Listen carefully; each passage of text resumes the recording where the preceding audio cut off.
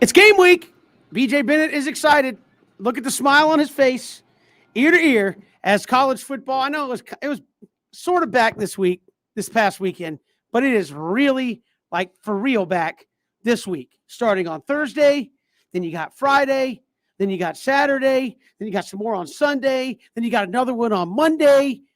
And then it's just a short week on whatever Wednesday night action starts. I don't know, but it's just a short turnaround until you get back to those Thursday day games again, BJ. But we made it. College football en masse back this week.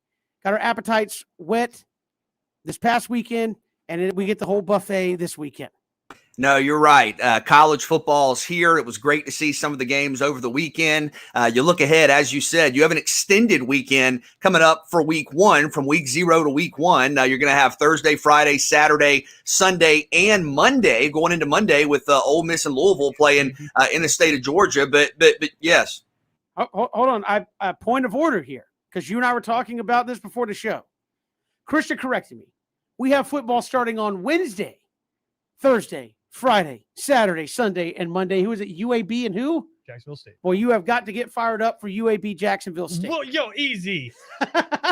No, man. No. Listen, Christian's right. All these games are great. You had some really captivating games over the weekend. UCLA looked really good against Hawaii. UCLA now plays captivating because there are some absolute just blowouts. No, but I'm saying UCLA, that game, I think, made what's upcoming a lot more interesting, because people, when they first saw the LSU-UCLA game, thought, oh, well, that's going to be a blowout probably. And now I think people are paying more attention to that game. You had Brett Bielema and Illinois beat Nebraska, and that's probably more of a bad thing for Nebraska than a good thing for Illinois, especially with Scott Frost. It was also really cool to see the HBCU showcase. That was a big win for North Carolina Central over Alcorn State. And, guys, we were talking about this in the show meeting, but the Undefeated put out an HBCU football player watch list, had D'Angelo Durham, Savannah State's running back number 2. Christian, I know that's a guy you've talked about a lot. Yeah. Savannah State plays Valdosta State this weekend. And then you look at the full week. I mean, this is an awesome time to be a football fan. Kevin, you're not excited for the Montgomery kickoff? Of course. Wednesday, 7:30 p.m., ESPN, UAB, Jacksonville State. Of course I'm excited. Coach Clark there, UAB's done a great job revitalizing. They tried to kill that program. They did, and he brought it back, kept it going, and always a heartwarming story when you see that. But no, it was a full week of football. Christian is already on a Monday. BJ been insufferable. It's like college football's going. It's is like, that insufferable? No, I'm saying, but like, I can't ask you about anything. I can't. I'm like, hey, what about this? Like, hey, man, college football's this weekend. That's right. I'm like, I got it. But what about segment 3 on the show? Let's talk about college football. Anyway. Go ahead. You had something you wanted to get off of your chest. Well, you want to talk about insufferable. I just wanted to bring back this classic for the fans. Maybe if you haven't heard it before, no one gets you quite as hyped as Kevin Thomas does. And we're not playing this. And this we're not doing this. And this was Kevin before. We're not doing it. A playoff football game that he was about to call. No one gets more hyped than Kevin. I can't listen to this. Here we go. Jump around, do your jumping jacks. Touch your toes. Everybody come and clap it up now.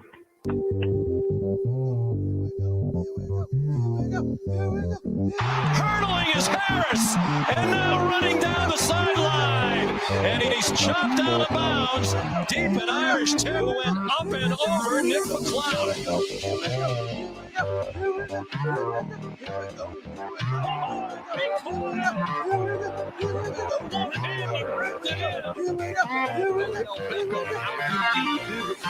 Let's go.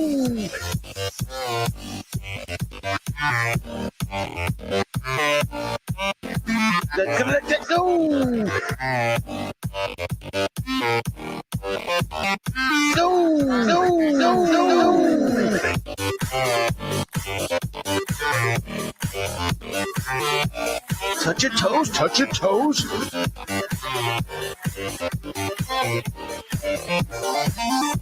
Go. takes a lot to complete a pass against Wade. Dobson was up to that moment. Trying to get to him. One-handed grab, and he walks in. Back-to-back highlight plays from Dobson and Penn State. Still showing some fight. Here we go, touch your toes. Here we go, touch your toes. Here we go, touch your toes. Here we go, touch your toes. Here we go, touch your toes. Jump around, do your jumping jacks.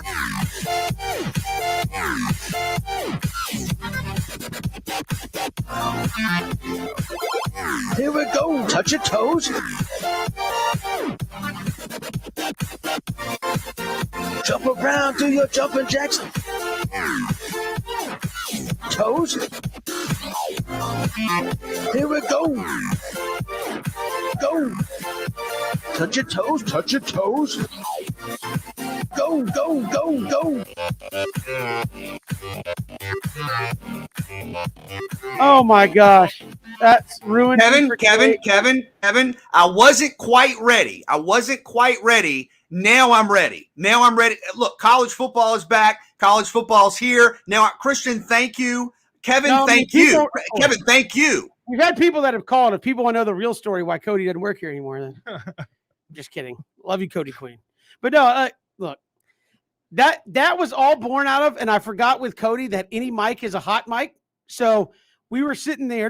Christian was there. I don't know if he was in the studio up in the booth at that point, but we were sitting at. I was not. I had gone down to get pictures. So you were up there in the booth by yourself. We were up in a booth at Clinch County Stadium, getting ready to do Clinch County and Jenkins in the state semifinals. So it was for the right to go to the state championship game.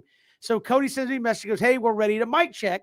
And I, being who I am, it's just boring to do like 1, 2, 3, 1, 2, 3. So I was like, what can I do that's just something different? Because Cody's like, hey, when you get excited, you get louder and all that, all the stuff that happens. So he's like, I need you to do levels. And so don't just go test 1, 2, 3. Because BJ, you know this, whenever you ask somebody to mic check that doesn't know what to do, they're like, test 1, 2, 1, 2, 1, 2. And then they get ready to read or do play-by-play. They're like, they start screaming. And you're like, okay. So Cody's like, give me a bunch of levels. So I'm like, well, I can't just say 1, 2, 3, 1, 2, 3. So I just did what they were doing on the field. So like, when I was like, here we go, they had come together in the circle, jumping around, getting hyped up. Obviously touch your toes, do your jumping jacks as they were warming up on the field. That's all I was doing. They were playing music over the stadium. So I was kind of doing it to that. And then, but dude, that's your job as a play-by-play man, is to give the listener the exact kind of play-by-play of what's happening. And you did that there with a musical beat. You did it with energy. You did it with intensity. That was special, man. That was well done. No, but all that was put together post-fact, but I should have known better. Here we go, here we go, here we go, here we go, here we go, here we go. All right, that's enough of that. Jumping jacks, touch your toes, touch your toes. Everybody come and clap it up now. Oh my God. If you were me, I know we really want to talk football, but this is sending us off the rails. If you were me, BJ, which would you find more embarrassing? That or the 34.5-yard 40 that obviously somebody has archived? Nothing embarrassing about that. Somebody has archived and keeps bringing it back up like every blue moon. It's like, hey, watch Kevin look like an idiot running a 40-yard dash. Which would be more embarrassing? They're both beautiful. They're both celebratory. They're both something that everybody looks forward to, that everybody appreciates, that gets you fired up, gets you ready to go. Like I said, with this, I mean, the 40-yard dash, you had the run for redemption, and people don't necessarily know that story, and they don't need to, because the first chapter of the book is so good. If the first chapter of the book is the best, you don't need another chapter. So that's what that was. And then, Christian, I guarantee you at tailgates ahead of games this weekend and during the week with the weekly schedule, if we put that available for download, you will have people rocking that at tailgates. Just touch your toes. Haven't seen a lot of people at tailgates being able to touch their toes and do their jumping jacks. Well, that might lead to more internet trends of people falling over and things of that nature. I don't know. We do have actual football to talk about, shall we? Christian, Christian, you have been waiting literally for 3 months to say it's game week for Georgia Clemson. So come on, lay it on us. How are you feeling here on a Monday? I'm just locked in. I know second down, you just did that, but come on. Kevin, we got to take this one day at a time. All right. No, I don't want coach. We can't win on Saturday. on Monday. I want All Christian Gokel. I have to sit in my house by myself on my couch with the doors true. locked so nobody bothers me. Breakdown of the game. Like psychopath Christian Gokel, don't even look at me while the game is on. That's what I want. You know what I'm most excited for is my first high five with my dog. Like, for those of you who don't know, I have a black lab, and she knows how to give high fives. And so after Georgia scores touchdowns and I get a little amped up, or there's like a big sack or something like that, she'll come and she'll give me a paw. So I'm excited for that first high five. But yeah, it's going to have to be by myself. And I'm really happy, Kevin, because I do my show with someone else who is apparently just like me. Cam has to watch Georgia games by himself. Well, when you talk about the personalities on the shows, I mean, Ben can't watch Florida. No, Florida plays FAU this week, and he can't watch it. So, Christian, if the game is going poorly, and I'm not anticipating a blowout, but do you stick with it? Are you a fan that stays to the end? Yeah, if it's a blowout, then yeah, I'm still watching. I might start then clicking over to some other stuff and like watching some LSU and UCLA while that's going on. But yeah, I'm gonna try to watch as many snaps as possible. I mean, you know, it's my job. I got to come in here and talk about it. There's listen, you only get what, 12 guaranteed a year? Yep. I'm gonna consume as much of it as possible. And this obviously a huge one. I would say this is the storyline of the week, though, BJ, right? Because whether you think it is or not, you have two top 5 teams, playoff potentially on the line for Clemson, probably not for Georgia, but you still have maybe at worst case scenario, a playoff potential preview in this ball game. There's not another matchup save maybe Miami and Alabama, and that's only that if Miami somehow pulls off an upset. But this is the game of the week and week 1 of college football. It's one of the most heralded and anticipated openers that I can remember. And I know that years back when Florida State played Alabama, they coined that the GOAT, right? The greatest opener of all time. And I think even with that game, you anticipated Alabama would win, whether it was close or not or whatever.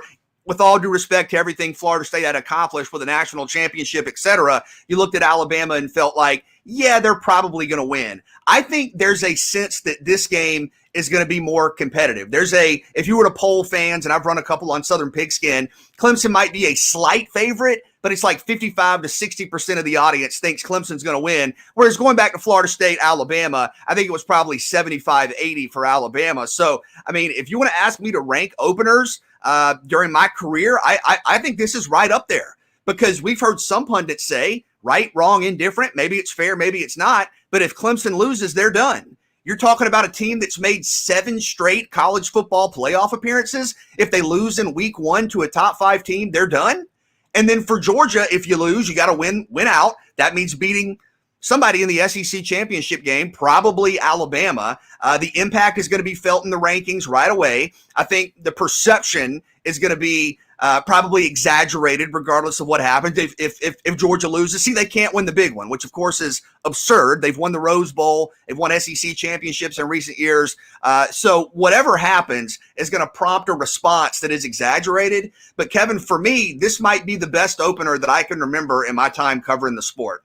And you got 2 high-profile quarterbacks already, JT Daniels, DJU, both with some limited playing time at their respective schools. But is that here on a Monday and a number of keys you could go to, is that the biggest key to the game right now, is whichever one of those 2 guys makes the fewest mistakes, they'll probably win. I think that's where the spotlight is. And, you know, it seems silly to be talking Heisman Trophy this time of year, but the winner will probably emerge as one of the early favorites for the Heisman Trophy. For me, Kevin, though, I'm looking at the line of scrimmage. You think about Clemson's defensive line. You think about Georgia's defensive line. I think both teams have some relative questions in the trenches, but both defensive lines, defensive fronts with Georgia running the 3-4 are so elite. To me, yes, it's of course about JT Daniels and DJ Uiagalelei, but I think these 2 defensive fronts may determine what happens on Saturday night. But I'm ready, looking forward to it. It's a heck of a weekend coming up for college football.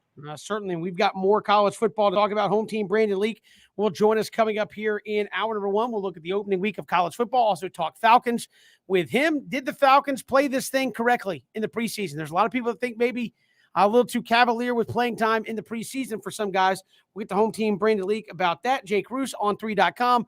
He will join us here on the program. We're talking Georgia Clemson. And then in the final hour, we're going to go back-to-back Georgia Clemson with Rennie Moore, former Clemson D lineman out of Camden County, and Orson Charles, former Georgia tight end. And we'll get the Clemson and Georgia perspectives here on a Monday heading into that big game. And, of course, the Braves just rocking and rolling. They take 2 out of 3 from the Giants. Now they head out west, taking on the Dodgers as they enter the final stretch of the regular season. We'll hit Braves when we come back. It's good to have you along here on this Monday. Hit us up on Twitter at Pigskin Radio. We're streaming live, ESPNCoastal.com. You can also find us on Facebook, Twitter, and YouTube as well.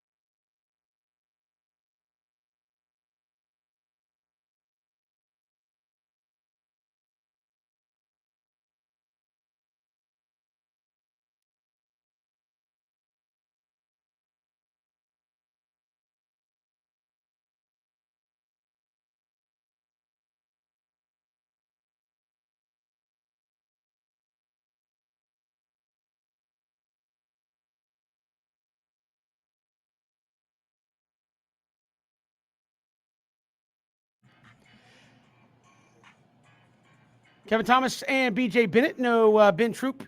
Hopefully we'll get Ben back later in the week. But Braves out on the West Coast. BJ take 2 out of 3 from the Giants. Now they go play the Dodgers. And again, Friday night for all you Will Smith fans out there as well was not awesome. Again, that's one of those where it just makes you shake your head when Brian Snitker's like, well, he gets saves. Well, he did. Had to get a game-saving catch at the wall. We've seen backhands by Dansby, game-ending double plays that get turned on rope shots there by Freddie Freeman. So yeah, he got the save, but more importantly, the Braves did take 2 out of 3 from the team with the best record in the National League and are just rocking and rolling here. Yeah, I'm going to focus on the positives, and you had a lot of positives from this series to win this series against San Francisco, who still is 84-46. Really impressive, and a statement series for Atlanta. LA coming up, the Dodgers are right there, 82-49. So a chance to continue to compete and kind of show who you are on a national stage. But I thought seeing Ian Anderson back out there, Kevin, was really good. It's not set in stone yet, but when you look ahead and think, okay, we're probably going to have to come up or probably are going to get to come up with a playoff rotation, assuming we win this division. Where's Ian Anderson going to fit? And to see him go 5-2, give up no runs, just a couple of walks, a couple of hits. His ERA for the season now down to 3.36. So especially against a team like San Francisco, was really good to see Ian Anderson come out there and look the part. And when you look at this starting rotation, and I know we're getting way ahead of ourselves, but maybe you only need 3 guys to be in a potential playoff rotation with the way you have Charlie Morton pitching. Max Fried has been great. And now Ian Anderson. We'll see about Huascar Ynoa moving forward, but maybe he could be in the bullpen or in a kind of a pseudo starter role. But yeah, Friday night was dramatic. You probably didn't need it to be, but it was. And yesterday you looked really good. I mean, a complete performance, couple of more RBIs from Ozzie, couple of more from Austin Riley. I think Austin Riley hit his 28th home run. And I'll say this, you guys were talking about it, a few days before the national media. Are we starting to see Austin Riley play himself into the MVP conversation here, Kevin? Potentially. I mean, he is continuing to come up big in big spots. And man, I know he's on the roster with a guy that's an MVP, but Austin Riley, again, it's been twofold. The Braves have gotten this turned around for a number of reasons. It hasn't just been, it's Freddie. I mean, Freddie Freeman has brought his average up 70 points. I mean, Austin Riley's brought his up about as much. I mean, he's just over 300, one of the top 5 batting average guys in the National League right now. He's doing it for power. He's playing solid defense at third base. I think he's in that discussion. Will he win it? I don't think so, but I think he's putting himself in the discussion. And man, I tell you what, from where this team was to where they are now, it's just, you kind of can't make some of this stuff up. I mean, because they were dead in the water. I mean, they were a team that was just below 500, couldn't really get a winning streak going, never really got a bad losing streak. You were just kind of there playing Major League Baseball, right? I mean, you had injuries, Mike Soroka out for the whole year. You lost Ronald Acuna Jr., Marcell Ozuna with his off-the-field problems, a litany of things that have gone wrong. You make a couple what on the surface appeared to be secondary moves for not much, right? I mean, you're giving up single A guys, double A guys who are not in your top 10, 15 prospects. Like, okay, the Braves are making some moves, and it worked. Jorge Soler has been awesome. He was not awesome with the Royals. He's been really good with the Braves. Jock Peterson, great addition to the Braves. Richard Rodriguez, how you want to call him? Richard Rodriguez, been good. Probably should be the closer, in my opinion, just saying, but has been really good. And you got all these guys for essentially nothing. I mean, you gave up Kung Fu Panda, who hadn't had a hit in a month. You were able to trade a guy who did not have a big league hit in over a month and got a guy to come in and be a key part of your team, man. I mean, look, it's been a fun ride to watch this. I think Austin Riley probably deserves as much of the credit as Freddie Freeman does, and they are certainly co-MVPs in my book for the Braves. Now, whether he wins it for the league is a different story, but yeah, the offense has been really, really good, and you hope they keep that going, and it kind of shows you the potential of what they can be. And BJ, I mean, can you imagine this offense next year? You got d'Arnaud re-signed, Acuna coming back. Depending on what you do, I think Soler might have another year of option under. Jock Peterson has more options under there. I mean, you could be talking about Jock Peterson, Soler, Acuna, with a guy like Guillermo Heredia being your rotator, and or Adam Duvall if you want to bring him back. I mean, it's a good team.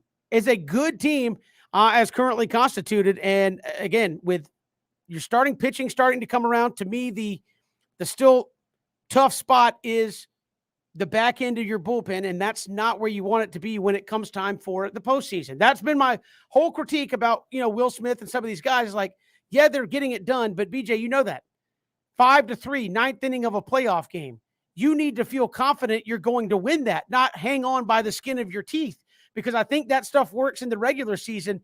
You get into the postseason where, I mean, what's the pressure now? Will Smith's giving up runs on a team that's 5-6 games in the lead. Yeah, there's pressure to close it, but not like close this or we go home.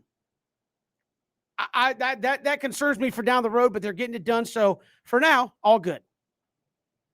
I'm with you. I think Richard Rodriguez should be the closer. And what happened on Friday night, you mentioned, was kind of the quintessential kind of Will Smith moment where he got into the ninth inning with a 2-run lead, gave up a solo home run, and got a couple of outs. And then the final out was Jock Peterson making a highlight catch at the wall. Could have been a home run. So technically he got the save, but it was in the, by the thinnest of margins. And I think Rodriguez could be effective in that role. But to go back to the point you made about the trade deadline, I think that was the catalyst for so much of this. And maybe we had convinced ourselves that the Braves were going to get this player or that player, that we didn't fully give the moves at the time the credit they deserved. Because you're right, with all due respect to the prospects that were moved, they were not top tier prospects, or at least regarded as such by the organization and by media outlets. And think about the guys you got. Jock Peterson, who you got before the trade deadline, has been one of the better defenders in the outfield in baseball. He's been an all-star,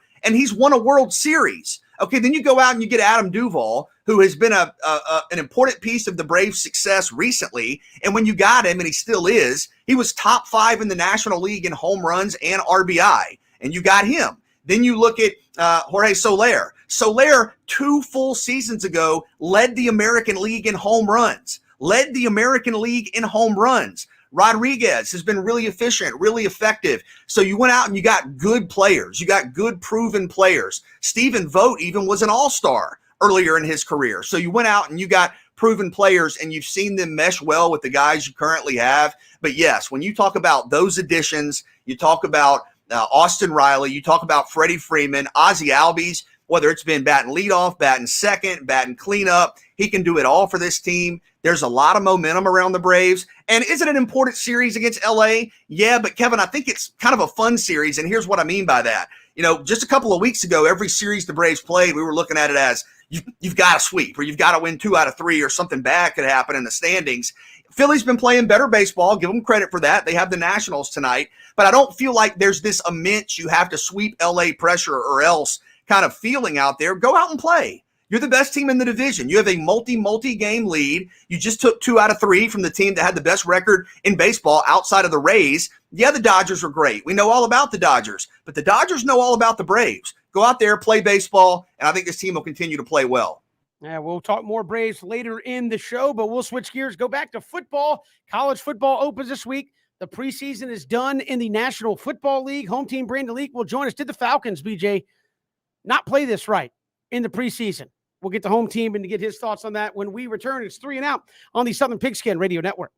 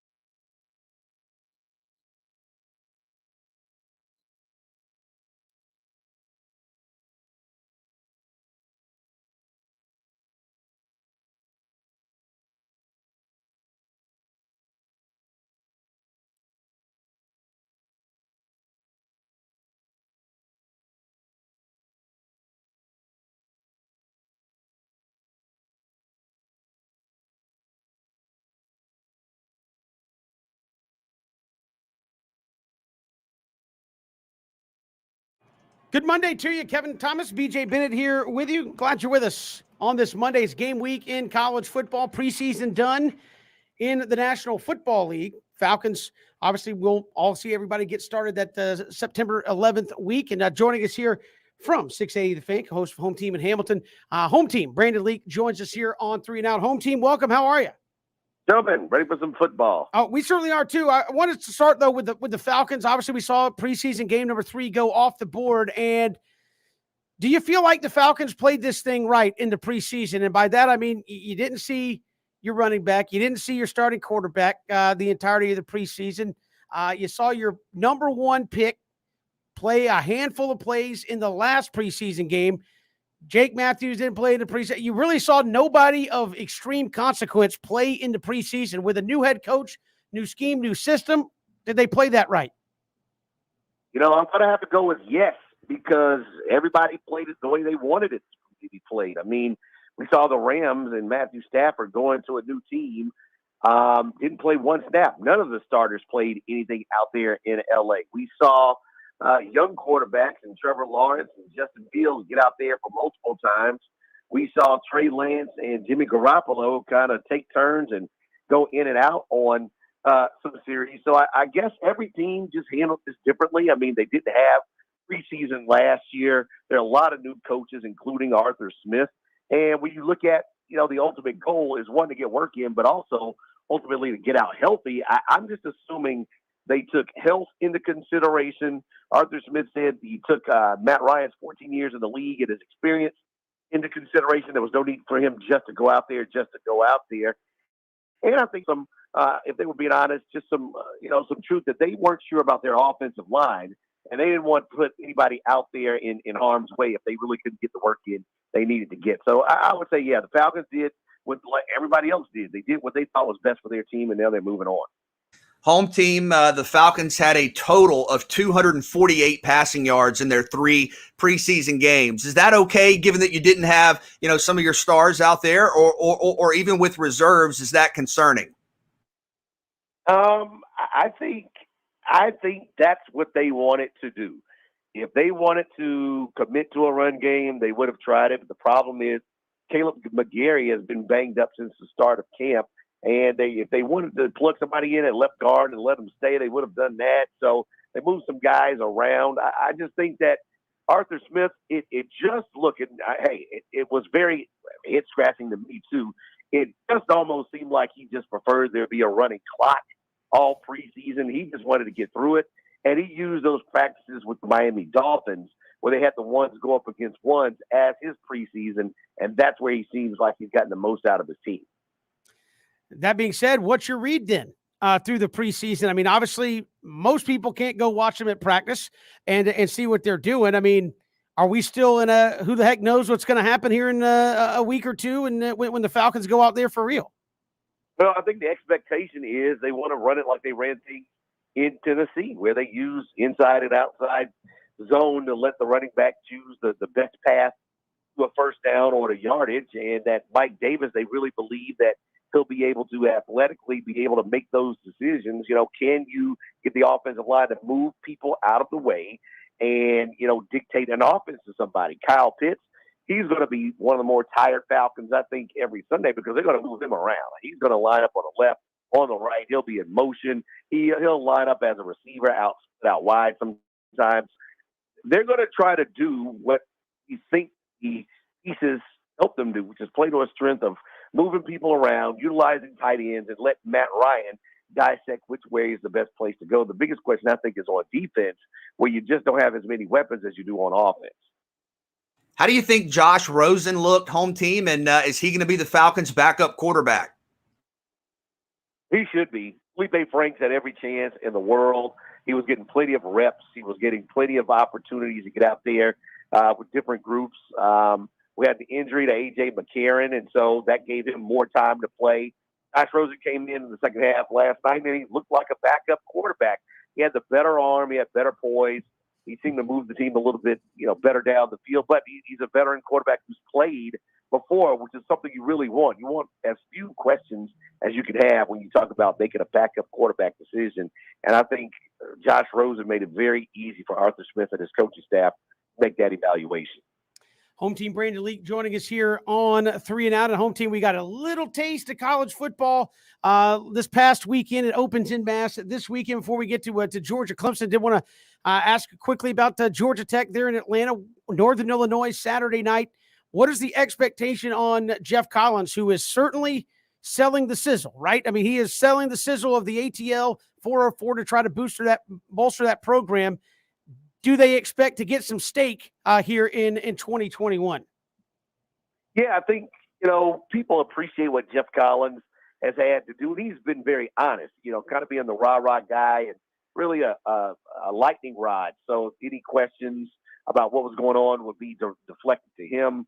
They haven't been able to win many games as he had to completely turn over an option offense and people who were recruited to play option football to turn it into a more traditional football unit. So that's just going to take time. But I think people are expecting just improvement. It could be the case for Georgia Tech where you can look a lot better, score more points, look a little bit more polished, and the win total might not go up. I think that might be something that Georgia Tech fans just have to accept. But, you look at the schedule, Northern Illinois and Kennesaw State and Duke and Pitt and, some teams that you should be able to be able to get some wins against. And then you throw in, maybe if you catch North Carolina early, which a lot of people would not expect, maybe you find a way to get to 6 games and get to a bowl situation, which would certainly be great. But the truth is the Georgia Tech Yellow Jackets, they're going to have to get bowl eligible before their last 2 games, because their last 2 games of the season, they take on Notre Dame, they take on Georgia. You just don't want to be sitting on 5 wins trying to go into those 2 games. Well, and you mentioned that schedule. I think they have 5 top 15 teams when you think about Notre Dame, Georgia, Clemson, North, and Miami. How do you convey progress with maybe the toughest schedule in the country? And will the fan base there be okay if you do see kind of cohesion and chemistry and production improve, but maybe you are only at 4 or 5 wins? Be more competitive and clean up the slop. And that's to say, you played Clemson and they've hung 70 on you. Those days should be over. Be a little bit more competitive, even if they do put up 45. Make it a 45, 30 game. You're in a situation where you play in North Carolina. They lost a lot of weapons, but still have a good quarterback and a well coached. Don't turn it over 3 times with a sack fumble or miss 2 or 3 field goals like they've been prone to do. Clean up the slop and compete. And if you're beaten because other teams have really good coaching and they recruited well, you can live with that. You can't live when you have no shot to win the game because you are doing all of the damage to yourself and not giving yourself a chance to win. Home Team Brandon Leak joining us here on 3 and Out. Obviously, Georgia Clemson in Charlotte, the big headliner this week. What do you kind of expect out of the Dogs this weekend? I know a lot of people are saying, even if they lose, it doesn't derail the season in terms of some of those goals, but this is obviously one of those marquee games you'd like to have in your win column, obviously. Yeah, at some point you need to just come out and win these games, even if they're ugly or they're close. And you have to really win the minds over. And Kirby Smart and the Georgia realists know at some point you're going to have some destination with Nick Saban, and you're going to have to win that game too. So, the Dogs don't have to win this game. They can start off 0-1.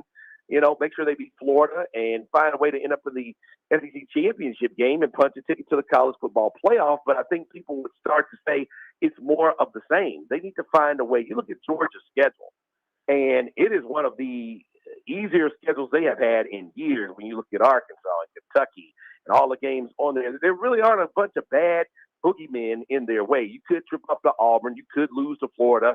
You could have a problem with Notre Dame, but you look at both sides of the ball. What Kirby's brought in, you got to start winning some games, and you just have to wonder if that's on his mind, knowing that big games and big opportunities only come a couple of times a year, and even if they come early in the season, you have to take advantage of them then. We've seen some talk about JT Daniels as a Heisman Trophy favorite, not just a candidate, but maybe a favorite. Do you think we see him put up big numbers on Saturday, and do you think some of that hype is warranted? Well, I think he has warranted the hype when you look at how he finished the season, but now he's going to have to do it. I mean, the problem is, and we talked about it on our show today, Georgia just doesn't have. And I think all we were able to come up with were Garrison Hurst from the early 90s as, and Herschel Walker as guys who sit up there to be honored for the chance to win the Heisman Trophy. And the truth is, Georgia rotates a lot of folks in, from running backs to defensive linemen to linebackers to safety members. So they really haven't had a guy who's been able to be there long enough to put up the numbers. I think he's got the potential when you talk about the wide receiving core and the tight ends that Georgia has. But if Kirby Smart decides to run the ball and if they score a lot of stuff on the ground, I don't know how he's going to be able to do so. But if he wins some games and slings the ball around against Clemson and beats them, and slings the ball around against Florida and beats them, and slings the ball around Alabama and beats them, he's got an opportunity to be there in New York for a chance to win the Heisman, I think. Home team Brandon Leak joining us. And finally, home team, how you feeling about this one on a Monday? If I made you pick, what are you feeling about this game here on Monday afternoon? Well, you're talking about playing a team that was the highest scoring team, in the ACC. You're talking about a team that had the most turnovers in football. And if you're talking about Georgia and you're talking about Clemson, I think it's going to be a close game. And I think it's going to be one of those deals where the team that wins the turnover battle wins. I think Georgia's a little bit nicked up. And so I'm hoping they're able to get over that. But if they are nicked up, I think that's a problem. And I think that would cause DJU and that defensive Clemson maybe to win 28-24. Home team, Brandon Leak, our guest here on this Monday. Home team, always a pleasure. Thanks so much. We'll talk soon. All right, anytime, guys. Appreciate it. Home team, Brandon Leak joining us here, talking Georgia and Clemson with him. We'll come back. More football on the way. BJ, your Jags made a quarterback trade. We'll get to that when we return. It's 3 and Out on the Southern Pigskin Radio Network.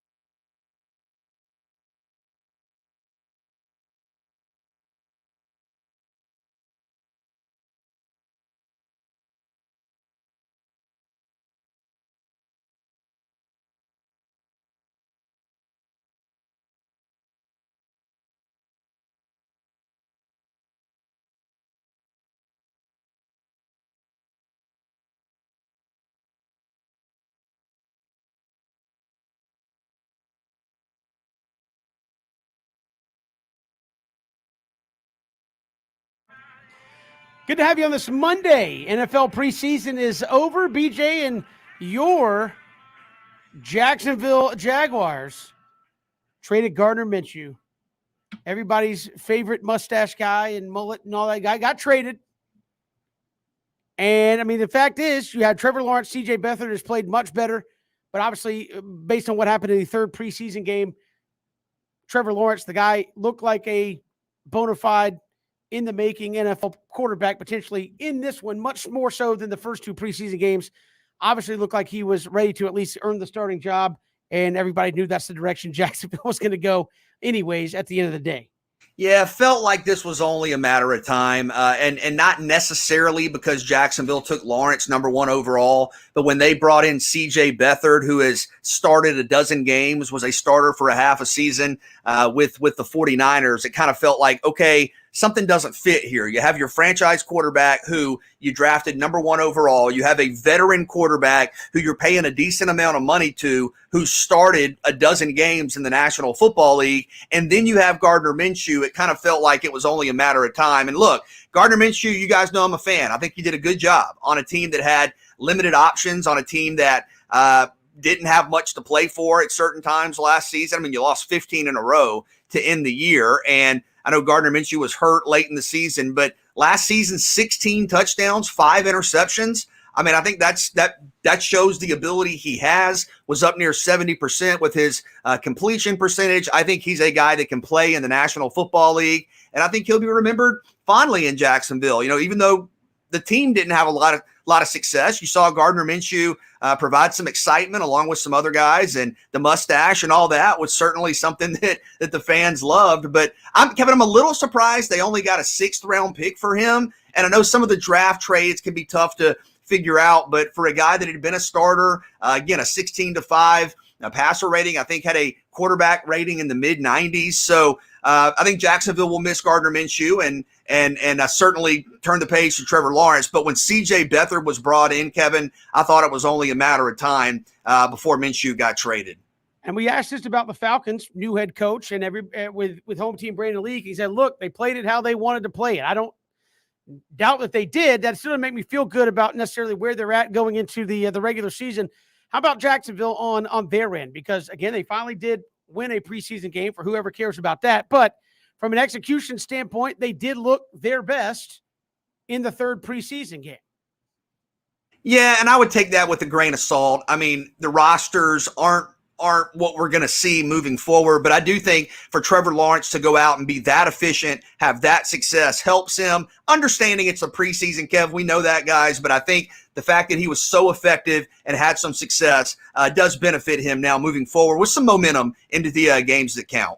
All right, we've got more football on the way. Take 3 around the corner. Jake Roos of On3.com joins us. We'll talk Dogs football in hour 2, and we'll hear from Rennie Moore and Orson Charles coming up in the final hour of the program, talking Clemson and Georgia here on this Monday. It's 3 and Out all across the Southern Pigskin Radio Network. Hit us up on Twitter at Pigskin Radio.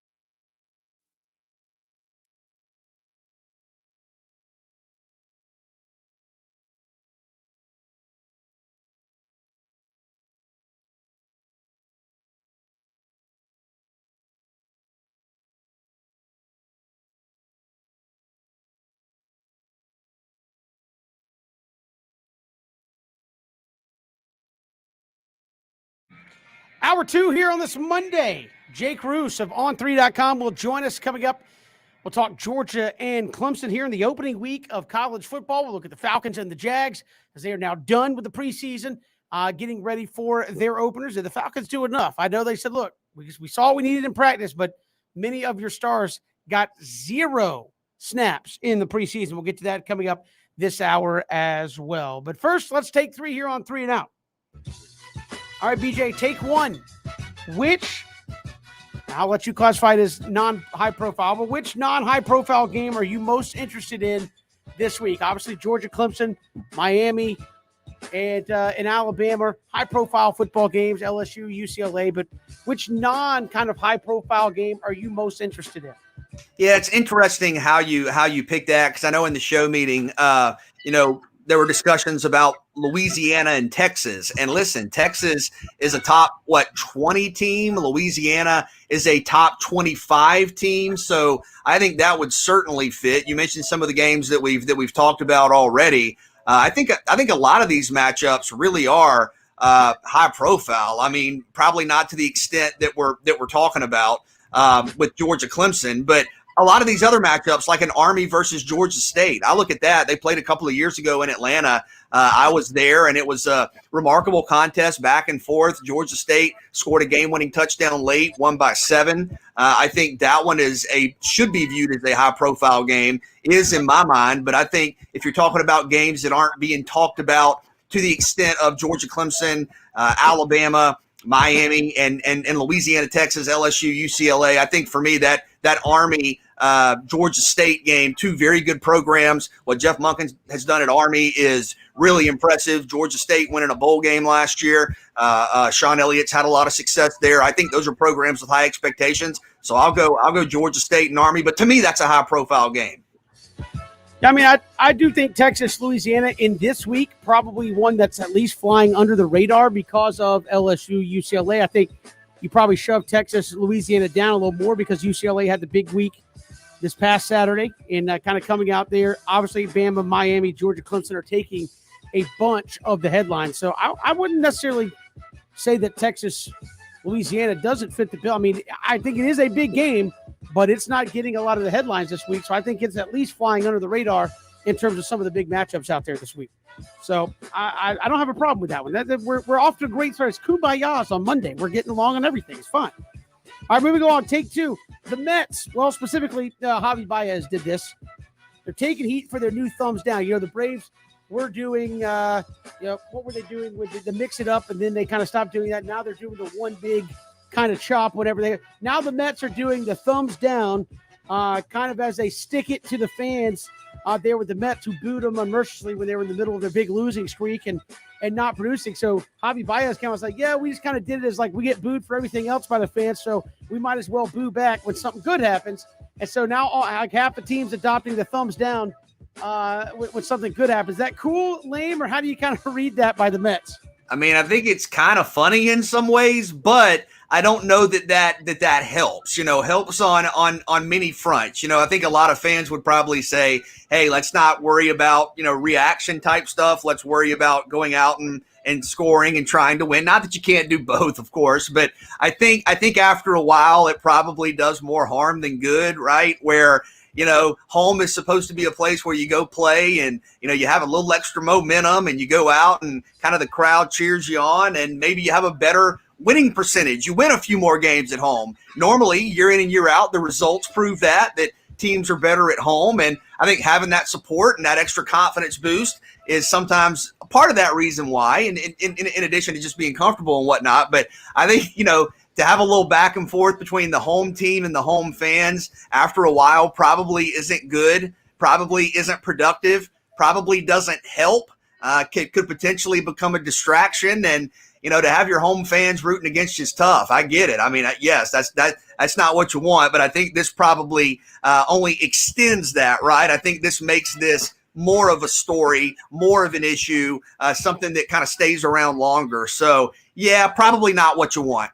I mean, anything that you do to stick it to the fans, I don't think is ever going to be received very well. At the end of the day, I mean, they boo because they care, right? I mean, is that kind of the old adage like, hey, we're here with you through the good times and the bad, but we're going to let you know when you do bad, right? Like we come out to support you.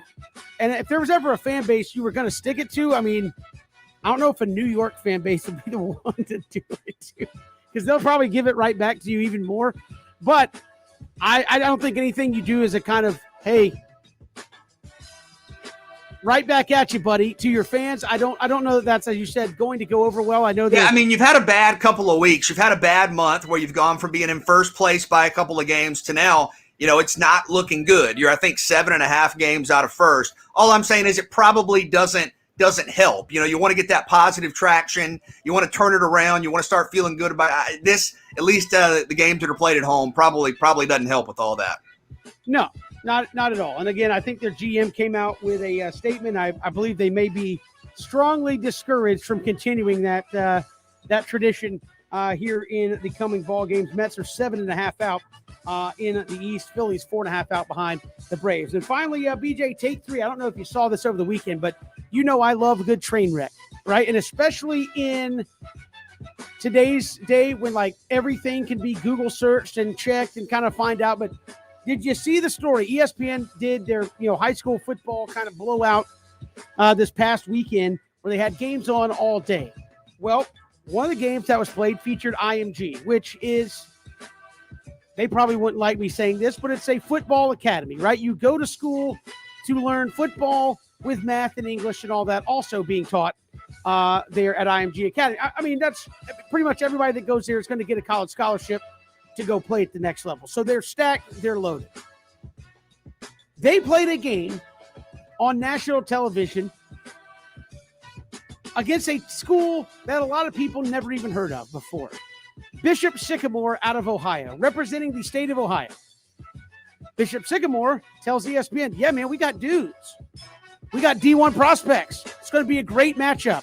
And they proceed to get the absolute brains kicked in by IMG. Come to find out, they have no D1 prospects. They barely have a team. They went 0-6 last year. Apparently, there were some reports that they played Friday night before they played on Saturday.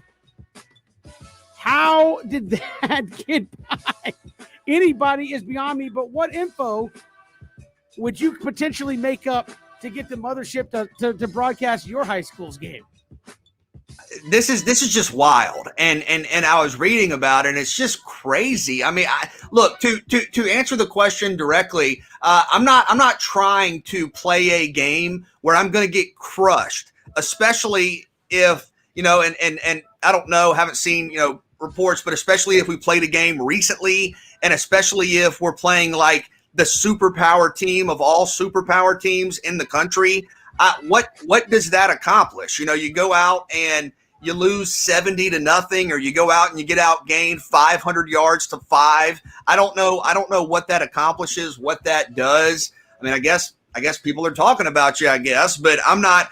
To me, that's not what I'm trying to do. I mean, I'm trying to look at games where I can compete and win, even if they're not on TV. I want to have some success. I want to compete against schools that are similar to us in terms of whatever that may be, number of students that we can kind of have a back and forth and have a competitive football game with, not saying something that isn't the case so that we can play maybe the most powerful, dominant high school football program on earth and play them when we are not on that level, and we do not have, as you said, recruitable players to the extent that they do. I just don't know what that accomplishes. Yeah, well, I know ESPN likes those games because they try to match up certain teams. They're like, hey, this guy's going here. They got big-time commits that people want to watch.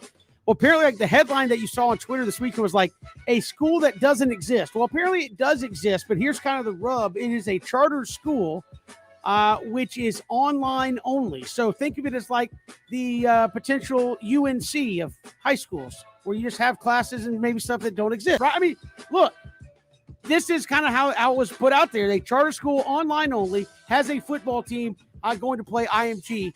And you had announcers, I think Tom Luganville was one of those, doing the game saying like, should we just stop this game? Because like somebody, when they realized what was going on, they're like, this isn't a good team. This isn't even a team that has D1 guys. Like somebody's going to get hurt because we're out here trying to, I don't know what we're trying to do. Yeah, and you don't want that, obviously. You do not want that at all. Yeah. So, and again, I went looking because I thought it was odd that this would be the case, but like there were in the stories that I read, people were saying like they played the night before. I haven't seen a schedule that says they played the night before, but how irresponsible as an adult are you if you put your team out there to play a football game on Friday night and then on a Saturday, the day after you played one of the top teams in America? Terrible. I will say this, BJ, if you want to do this in the break, you can, but I went and looked up the school website, and it really is like a bunch of blog posts. That's about all it is, about football camps and things like that. There's not really a lot of like, here's what we offer education wise or anything like that. There's not even a roster on their website, if you will. But I did go look. Why, Kevin? Why the like why go to all this? I want to see like No. I'm not talking about you. I'm saying like why go to all this to play a football game against somebody that you know, it's not even comparable. Like why? I don't know, but this has got to be one of the craziest sports stories ever. Where like we've heard of guys like saying, "Hey, I'm committing to Stanford," and Stanford's like, "Yeah, we don't even know who that guy is, much less have an offer out to him." Wasn't a guy committed to Stanford? Was it Colorado or something? And then they're like, "Yeah, we don't know who that guy is." He had a press conference and everything, and they're covering this guy like he was a top 300 guy, but literally never heard of a school that's like making stuff up about their roster. Kind of a marginally in the gray area type school, potentially online only, and you're on a national spotlight game and you haven't won a game in 2 years. Like how does that happen? Like in today's day and age where you can literally Google and look up everything, how do you pull that over on somebody? Hey, BJ, I just want to let you know next year, I got a team we're going to open up against Alabama. We got a lot of dudes. Well, I mean, you are a coach. I mean, you are a coach. Don't go look it up. Don't go look it up. But we've got dudes. I want it on CBS 3:30. Just make it happen. I mean, is this like the craziest sports story you've heard in quite some time? Like, yes, you literally just totally made up. Bishop Sycamore. I think it's, but look it up. Go look up their website, and it is like barely a website. It might as well be like bishopsycamore.blogpost.com. But you do all this so you can play the top program in the country and get eviscerated to the extent where they're saying, "Do we need to stop this game?" I mean, why? They checked all the boxes, BJ. Do you have a website? Yes, we do. Do you have a logo? Yes, we do. Do you have players? Oh, we have players. Do you have good? We have players. Are they good? No, we have players. We're ready to go. Did you play last night? I mean, that is insane. That's take 3. We do it each and every day at this time. We'll come back. Jake Roos, we're talking real football. Let's talk about real things, BJ Bennett. Let's talk about Georgia Clemson with Jake Roos on 3.com when we come back. It's 3 and Out on the Southern Pigskin Radio Network.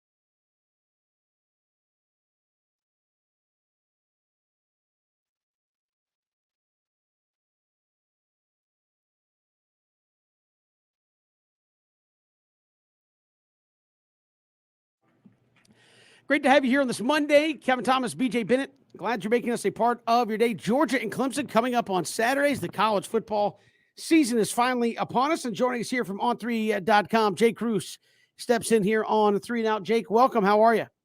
Hey, I'm doing well. Thank you guys for having me. Appreciate you joining us on a Monday. What's the health situation for Georgia heading into obviously one of the biggest games they're going to see here in the regular season, if not the biggest in the regular season? You know, Kirby Smart was pretty optimistic today in his opening week press conference. Seemed to suggest that, health was on track for most of the guys who've been banged up. Going to be interesting to see how that plays out. I mean, John Fitzpatrick looks like he's a full go. Kirby was saying some positive things about Warren Erickson and feels like he's going to be able to contribute. Be interesting to see if that's going to be at the center position or not, just based on where his hand is at. But, Kirby obviously not going to give that away. And then it sounds like still day-to-day on Tyke Smith and Darnell Washington. Both of those guys, I think, participating to some extent, but not real clear how they'll be able to contribute this weekend. So as you can imagine, Kirby playing a little bit coy with giving away the injury report for this week. But overall, it sounds like the Bulldogs are in a little bit better position than they have been where injuries are concerned. And Jake, you mentioned Erickson. Is there a settled depth chart yet along the offensive line? There's a little bit of an idea, I think. I imagine that we've got a pretty good sense of what will happen on Saturday. I think that you're going to see Jamari Salyer hold down that left tackle position for this first game. Experience just too valuable there. Probably right next to him, you got Justin Schaefer. He's probably anchored down that left guard spot. Center's probably the question mark with Erickson, and his health. If he's not able to go, I'm looking for Cedric Van Pran there, but certainly if he's able to go, it'll be Erickson's spot. Next to him at right guard, you're talking about Tate Ratledge. And then I think at that right tackle spot, Ward McClendon, probably the guy you're looking at right now. I think you'll see some rotation in that group, and you'll see some shifts, of course, over the course of the season. But I think going into Saturday, that's a pretty good chance of what you're going to see.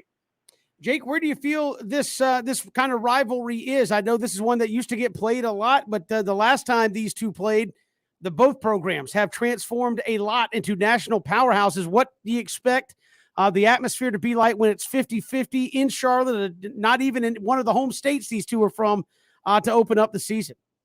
I think it's going to be electric. I think it's something that's just been so long anticipated, such a highly rated matchup. Everybody had the weird year last year, given all the restrictions on attendance and the like. So I think people are just excited to be able to get back out and go see some college football live and in person in a full stadium and get that full experience that goes along with that. So, my feel on both fan bases is that, they're chomping at the bit for this, rightfully so, and should be a great matchup and make for a great atmosphere on Saturday. So how will the Bulldogs attack Clemson? The Tigers so good up front, so experienced all the way around. What do you think the offensive identity is going to be on Saturday? I think for Georgia, it's got to be focused around, just trying to find holes. I think that, there aren't going to be a lot of those when it comes to this Clemson defense, but you've got to take your shots where you can get them. I mean, Kirby Smart harped on this secondary and said, that he's never probably coached against a group that is returning this much experience back there.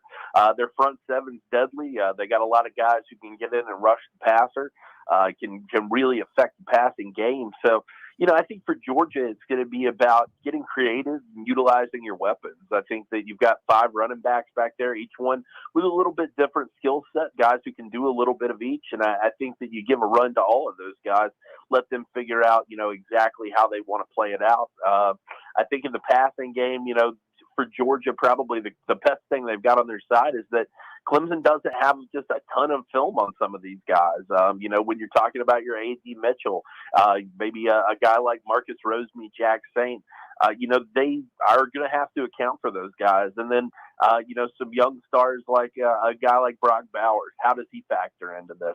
I think for Georgia, you've got to just try to exploit those holes where you can run into them.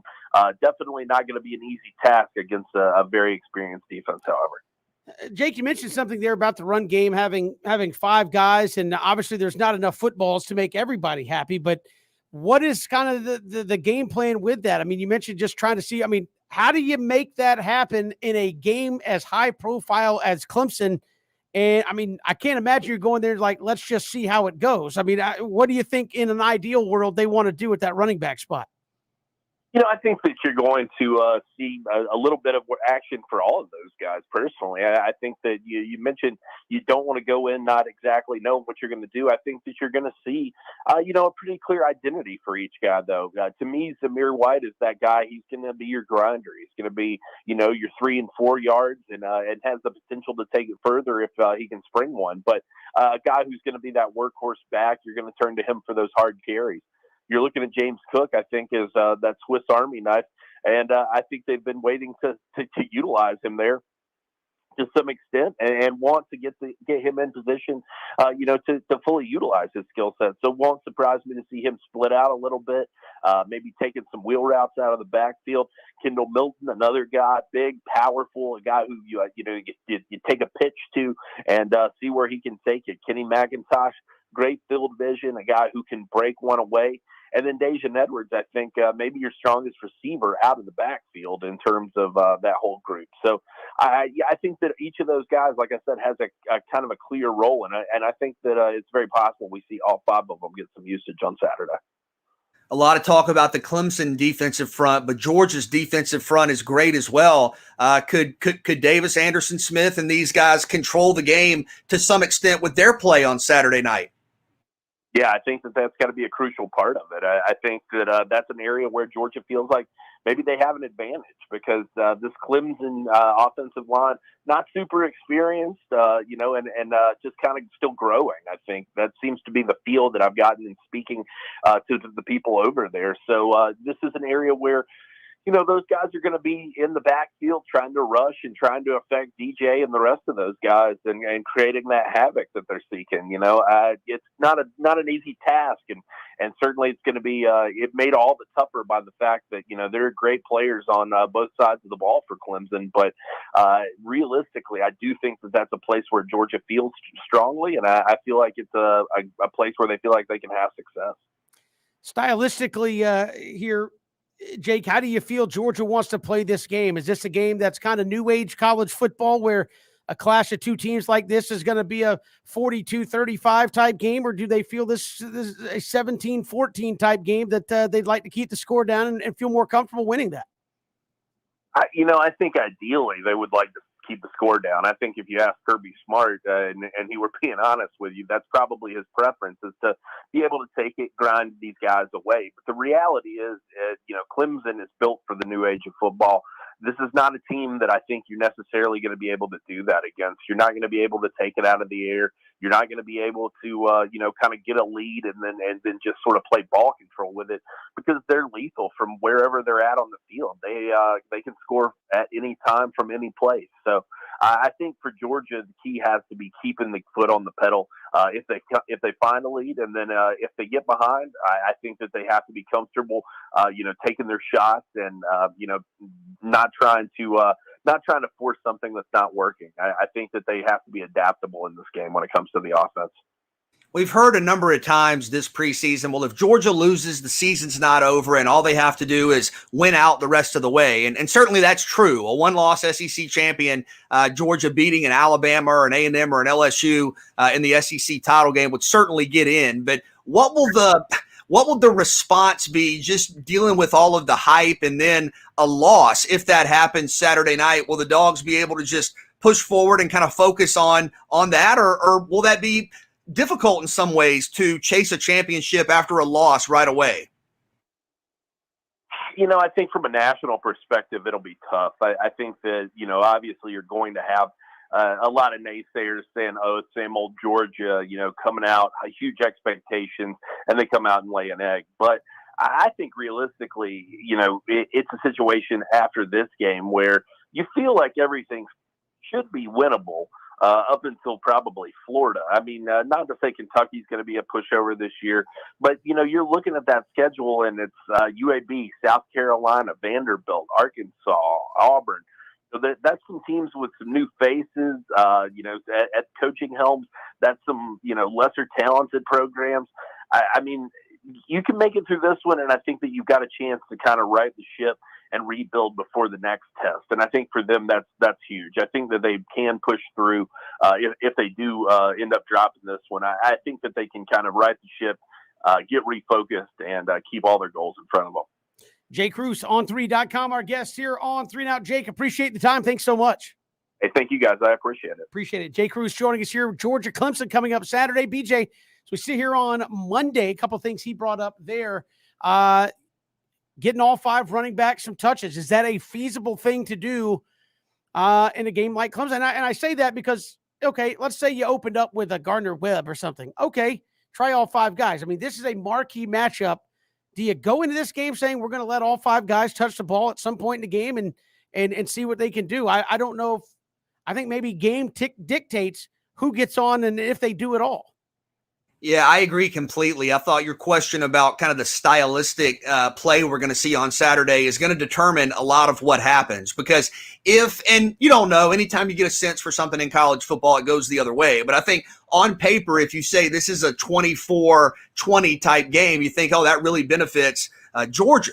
If you say it's going to be a 44-40 type game, that really benefits Clemson. But I think your game plan in terms of how aggressive you are, in terms of how often you run the football, in terms of how much pressure you bring defensively, in terms of are you punting on 4th and short or are you going for it? I think a lot of that's going to be determined in the first few series. And I think if Clemson comes out, my guess is they're going to want to really try to force the issue offensively. If they come out and score a touchdown on 2 of their first 3 possessions, or if they, really control things early, I think Georgia will have to kind of be a little more aggressive in response. Even if their plan is we want to run the ball, we want to get these guys involved. I think you're going to get a feel for how this game's going to play in the first 5 to 6, 7 minutes of game time. But I think those questions, because of that, Kevin, are hard to answer because it's the first game for both teams. And I think both teams, in theory, want to try to do something a little bit different. Whoever can dictate tempo will have a huge advantage. We've got more to come here on 3 and Out. We'll talk to Rennie Moore, Orson Charles coming up in the final hour of the program. We're talking Falcons and Jags, though. Preseason is done, getting ready for the NFL. We'll hit that next. 3 and Out here on the Southern Pigskin Radio Network.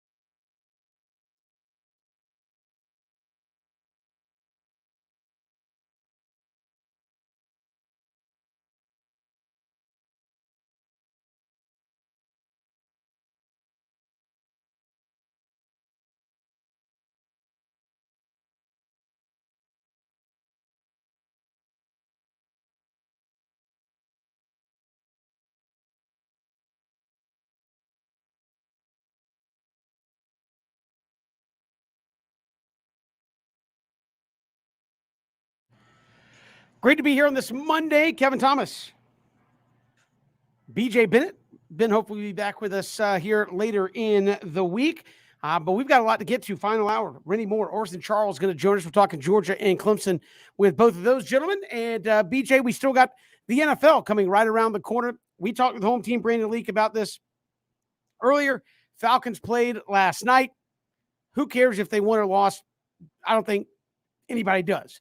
However, Matt Ryan, really, Calvin Ridley, nobody of consequence seemingly played in this preseason. You did finally see Kyle Pitts for a little bit in the preseason. Look, what his one catch at the beginning of the game looked very good.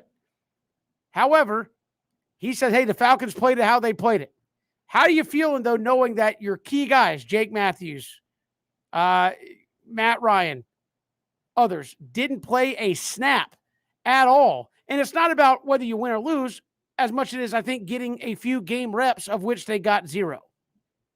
Well, I do think for guys like that, like Matt Ryan, guys you mentioned, the preseason doesn't have much value traditionally, right? Because we know what the starters for the Atlanta Falcons can do, especially offensively, maybe outside of the offensive line. There aren't any questions, okay? Matt Ryan doesn't need to go out there and, have a day where he completes 3 of 4 passes so that he has his confidence. Or you don't necessarily need Mike Davis to go out and run for a couple of touchdowns to know that he can do that in the regular season.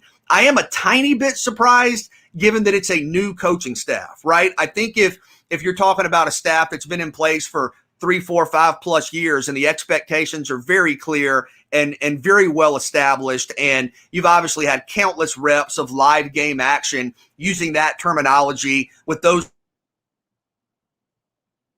coaches on the sideline, anything in the preseason. But I'm a little bit surprised you haven't at least seen some repetitions for those guys, just because it's a new system and it's a new coaching staff with Arthur Smith, and there are going to be some changes, even if they're only relative changes. I don't think what you have seen has been terribly impressive. Still some questions along the offensive line. In your 3 games, you've thrown for 248 yards total. And, of course, the injury to A.J. McCarron was very difficult. You hate to see that. I thought Josh Rosen looked pretty good yesterday and is probably going to be your backup quarterback. But I'm a little surprised. I'm not worried about it, Kevin, because I want to be consistent. It's the preseason, and I try not to overreact to anything we see in the preseason. But I will say this. If there is a takeaway from the preseason where I'm looking at the Falcons going, man, I don't know that I have a lot of confidence, it's the offensive line. Your offensive line really struggled. I know some guys aren't completely healthy yet. Maybe we haven't seen the full unit yet. But, man, you've had some struggles up front. You come out in the season opener and you look like you can't get out of your own way offensively. I guarantee you there's going to be some questions about why half of these guys didn't even play in the preseason. Mike Davis, can he get on track? If he has a game where he rushes for 20 yards, you can blame some of that on the offensive line, but you also say he got no snaps in the preseason. Jake Matthews, no snaps in the preseason. I think there's going to be legitimate questions if you come out and offensively, lay an egg in this one. Potentially, again, for guys like Ryan and guys like Davis, I'm not as much worried about getting the reps in. And I think the risk-reward paradigm is what you're looking at, right? Is let's say you would have played Kyle Pitts 20 snaps, right? And he goes down with injury in one of those snaps. Well, that's a very serious problem that derails your team goals for 2021. Same thing for, Davis, same thing for Ryan, Matthews, countless other guys. And I do think for the veterans that are proven in this league, I don't know that there's great value, but I do think the continuity and the cohesion up front, that's where I would look for potentially, Kevin, a little bit of instability. Is we've heard from various guests say, hey, you need chemistry and cohesion along the offensive front. And yeah, you can get that in practice, but you can also get it in the preseason. And that's a real question for Atlanta, the offensive line. And I think to your point about if it doesn't look right, I think that's most likely to occur up front with the offensive line at this point. Yeah, I'm interested to watch them when they come out. And again, especially offensively, because that's where most of your key guys virtually just had practice and I guess intra-squad scrimmages. But we talked to Ben about this. He said, look, at some point you do need some live game reps, even if you are a seasoned veteran, just to get the feel with your team about how things are running and et cetera. But we'll see if it has any effect on them whatsoever. Defensively, I mean, they played a lot of guys because they needed to. They're young on that side of the ball. How do you feel about this Falcons team? Do you feel like they're going to be as big a liability as they were last season, or do you think they showed at least some signs that they're maybe a better tackling team and have some steps in the right direction? I try not to take too much away from preseason, and I want to. I understand that stance Bad is not tackling is good. bad tackling, though. Right. And I also understand that stance is not good for breaking down preseason games. So, yes, I think you can make modest progress where confidence for young guys, confidence that that you can do this if you haven't been out there a ton. But I still have my questions, Kevin. I'd be lying to you if I said I didn't. Where's the consistent pass rush going to come from? Do you feel like you have a true kind of cornerback 1, 2, 3 in the secondary? Do you feel like you have playmakers in the secondary? Do you feel like you have depth at those positions? I think there's still questions, and that doesn't mean that answers aren't out there. I mean, you've said this, and you're right. Whether you're evaluating Atlanta in the regular season or in the preseason, I don't think you're looking for kind of, hey, you got to hold your opponent to 10 points per game. You're not looking for dominant defensive play. You're looking for complementary defensive play. Can you get a couple of stops a half and give your offense a chance to pull ahead? Can you create a couple of turnovers? Can you consistently pressure the passer? You're not necessarily saying this team has to be a top 7-8 defense in the National Football League, but it has to be situationally and circumstantially effective. And I don't know, for me, that those questions were answered in the preseason. I think they're still out there, and they're going to have to be answered in the regular season. Over to Jacksonville. Obviously, we knew Trevor Lawrence was going to be the starter. It's there. Gardner Minshew gets traded. You look at this Jacksonville team. I know we've had some people come on here say they think Jacksonville could win 7-8 games. I'm like, well, let's wait and see. Where do you think this is? I mean, we're evaluating Arthur Smith as a first-time head coach. How are we evaluating Urban Meyer, first-time head coach, as he worked through his preseason? I think it was important to have that recent success yesterday, and not that it was going to ultimately determine the fate of Trevor Lawrence or the Jaguars, but I do think the situation is a little bit different in Jacksonville with the preseason compared to Atlanta. Whereas, listen, Atlanta has been in the playoffs. Atlanta, including some of these players, have been on the verge of a Super Bowl. You have a head coach in Arthur Smith who's been around the NFL, who's been in the playoffs and has had success as a play caller. Urban Meyer's never been in the NFL. Trevor Lawrence has never played in a real NFL game. When you look at the core playmakers on this team, they're all 25 and under for the most part. When you talk about, Lawrence, when you talk about Shark, when you talk about Taylor, Chenault, Allen, Chason, Henderson, these are young football players that haven't experienced a lot of success. You lost 15 games in a row last season. So I do think the situation in Jacksonville is a little bit different than it is in Atlanta. And to have a night, Kevin, I'm with you, man. I don't really know that the wins matter. You beat Dallas 34-14. I'm not worried about that.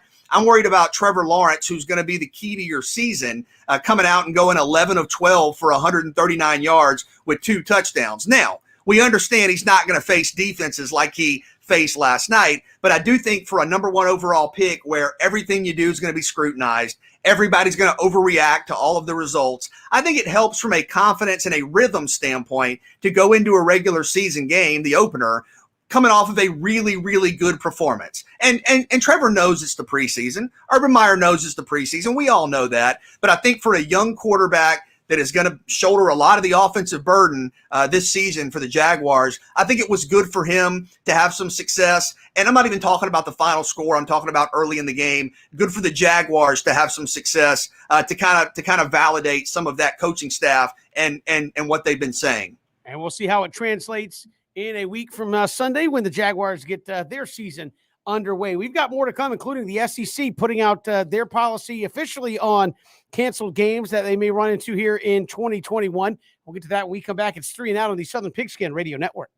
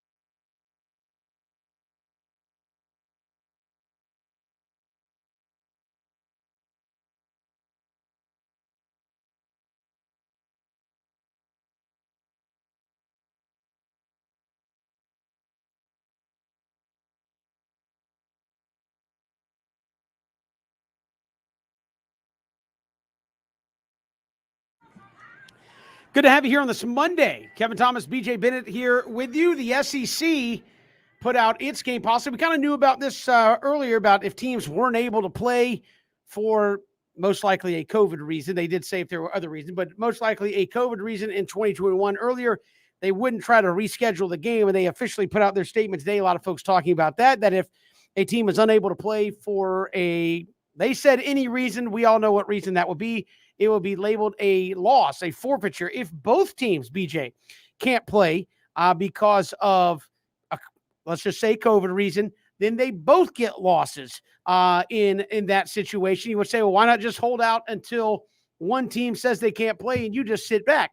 Well, apparently, much like the injury report, the teams are having to report their COVID status weekly. So if they are unable to play, they get a loss. If both teams are unable to play, they will both get a loss at the end of the day. So be interesting to see how this plays out. Well, and I think not being able to play and it resulting in a loss has been the consensus. We've seen that around college football. I think this is a continuation of that. In terms of what we've seen other leagues do. I think the ACC announced something similar recently. So I think this is kind of the standard around college football. And, it's yet to be seen, like you said, how it plays out or how many teams will be affected by this, won't be able to play because of the COVID protocols. But I think this has become sort of the standard around college football. And of course, the skeptics out there saying, well, what if it's Alabama who's unable to play and they're sitting there at 10-0 or 11-0? Will the policy get changed? Be interesting to see what happens if they take a loss because they can't play. But, I mean, that is the policy as it's put out there by the SEC, where if you can't play for whatever reason, I think they said there might be extenuating circumstances, i.e. what we're seeing in Louisiana now with a hurricane coming through, that if you can't play, then obviously that would not count. But basically the underlying tone is if you can't play because of COVID, we're not making it up. You're going to take a loss. The policy is the policy. And yes, I think this is going to be something that we see in all of college football. Obviously, we're, hoping and praying for the best with COVID and, of course, the hurricane you mentioned there, just really concerning there in Louisiana. But I think with regards to this policy, you're going to see college football games continue to be impacted by this, unfortunately. And, we're hoping for the best with it, but I think we're going to see this throughout the season. Certainly. We've got much more to get to in the final hour of the program, talking Georgia and Clemson. Rennie Moore, former Clemson defensive lineman out of Camden County. He will join us top of the final hour. We'll also chat with Orson Charles, former Georgia NFL tight end. Will join us and getting ready for the big game. And again, this is a little different. This is not like getting ready for Florida State or what have you, or Georgia getting ready for Florida. This is a non-conference game between teams who are rivals, kind of. Like they don't probably play enough to have that true, but there's a lot of people that really dig on Georgia Clemson when they play, and this thing is huge between two teams in the top 5 to start the season. Oh man, just an incredible history when you think about these two, and yeah, it's not the annual rivalry that we see with Georgia and Georgia Tech or games like that, but Clemson, South Carolina, but it is absolutely a rivalry, and you've had some incredible historical moments. The Kevin Butler kick, you go back and think about his 60-yarder game winner for Georgia over Clemson. You think about them going back-to-back with national championships in the early 80s. You think about some of the recent drama. I know we had DJ Shockley on a couple of weeks ago talking about him helping Georgia in the early 2000s come back and beat Clemson. So you've had some signature moments, and I think more are coming. Kevin, I can't remember an opener quite like this one. It's going to be fun, and it's Saturday nights. You can get through the other games, enjoy it. Maybe not enjoy it if your team loses, but even if you're not a Georgia or Clemson fan, this is going to be one you got to tune in and watch. And we will chat with Rennie Moore when we return for the final hour of 3 and Out all across the Southern Pigskin Radio Network. Hit us up on Twitter at Pigskin Radio, streaming live, ESPNCoastal.com, Facebook, Twitter, and YouTube.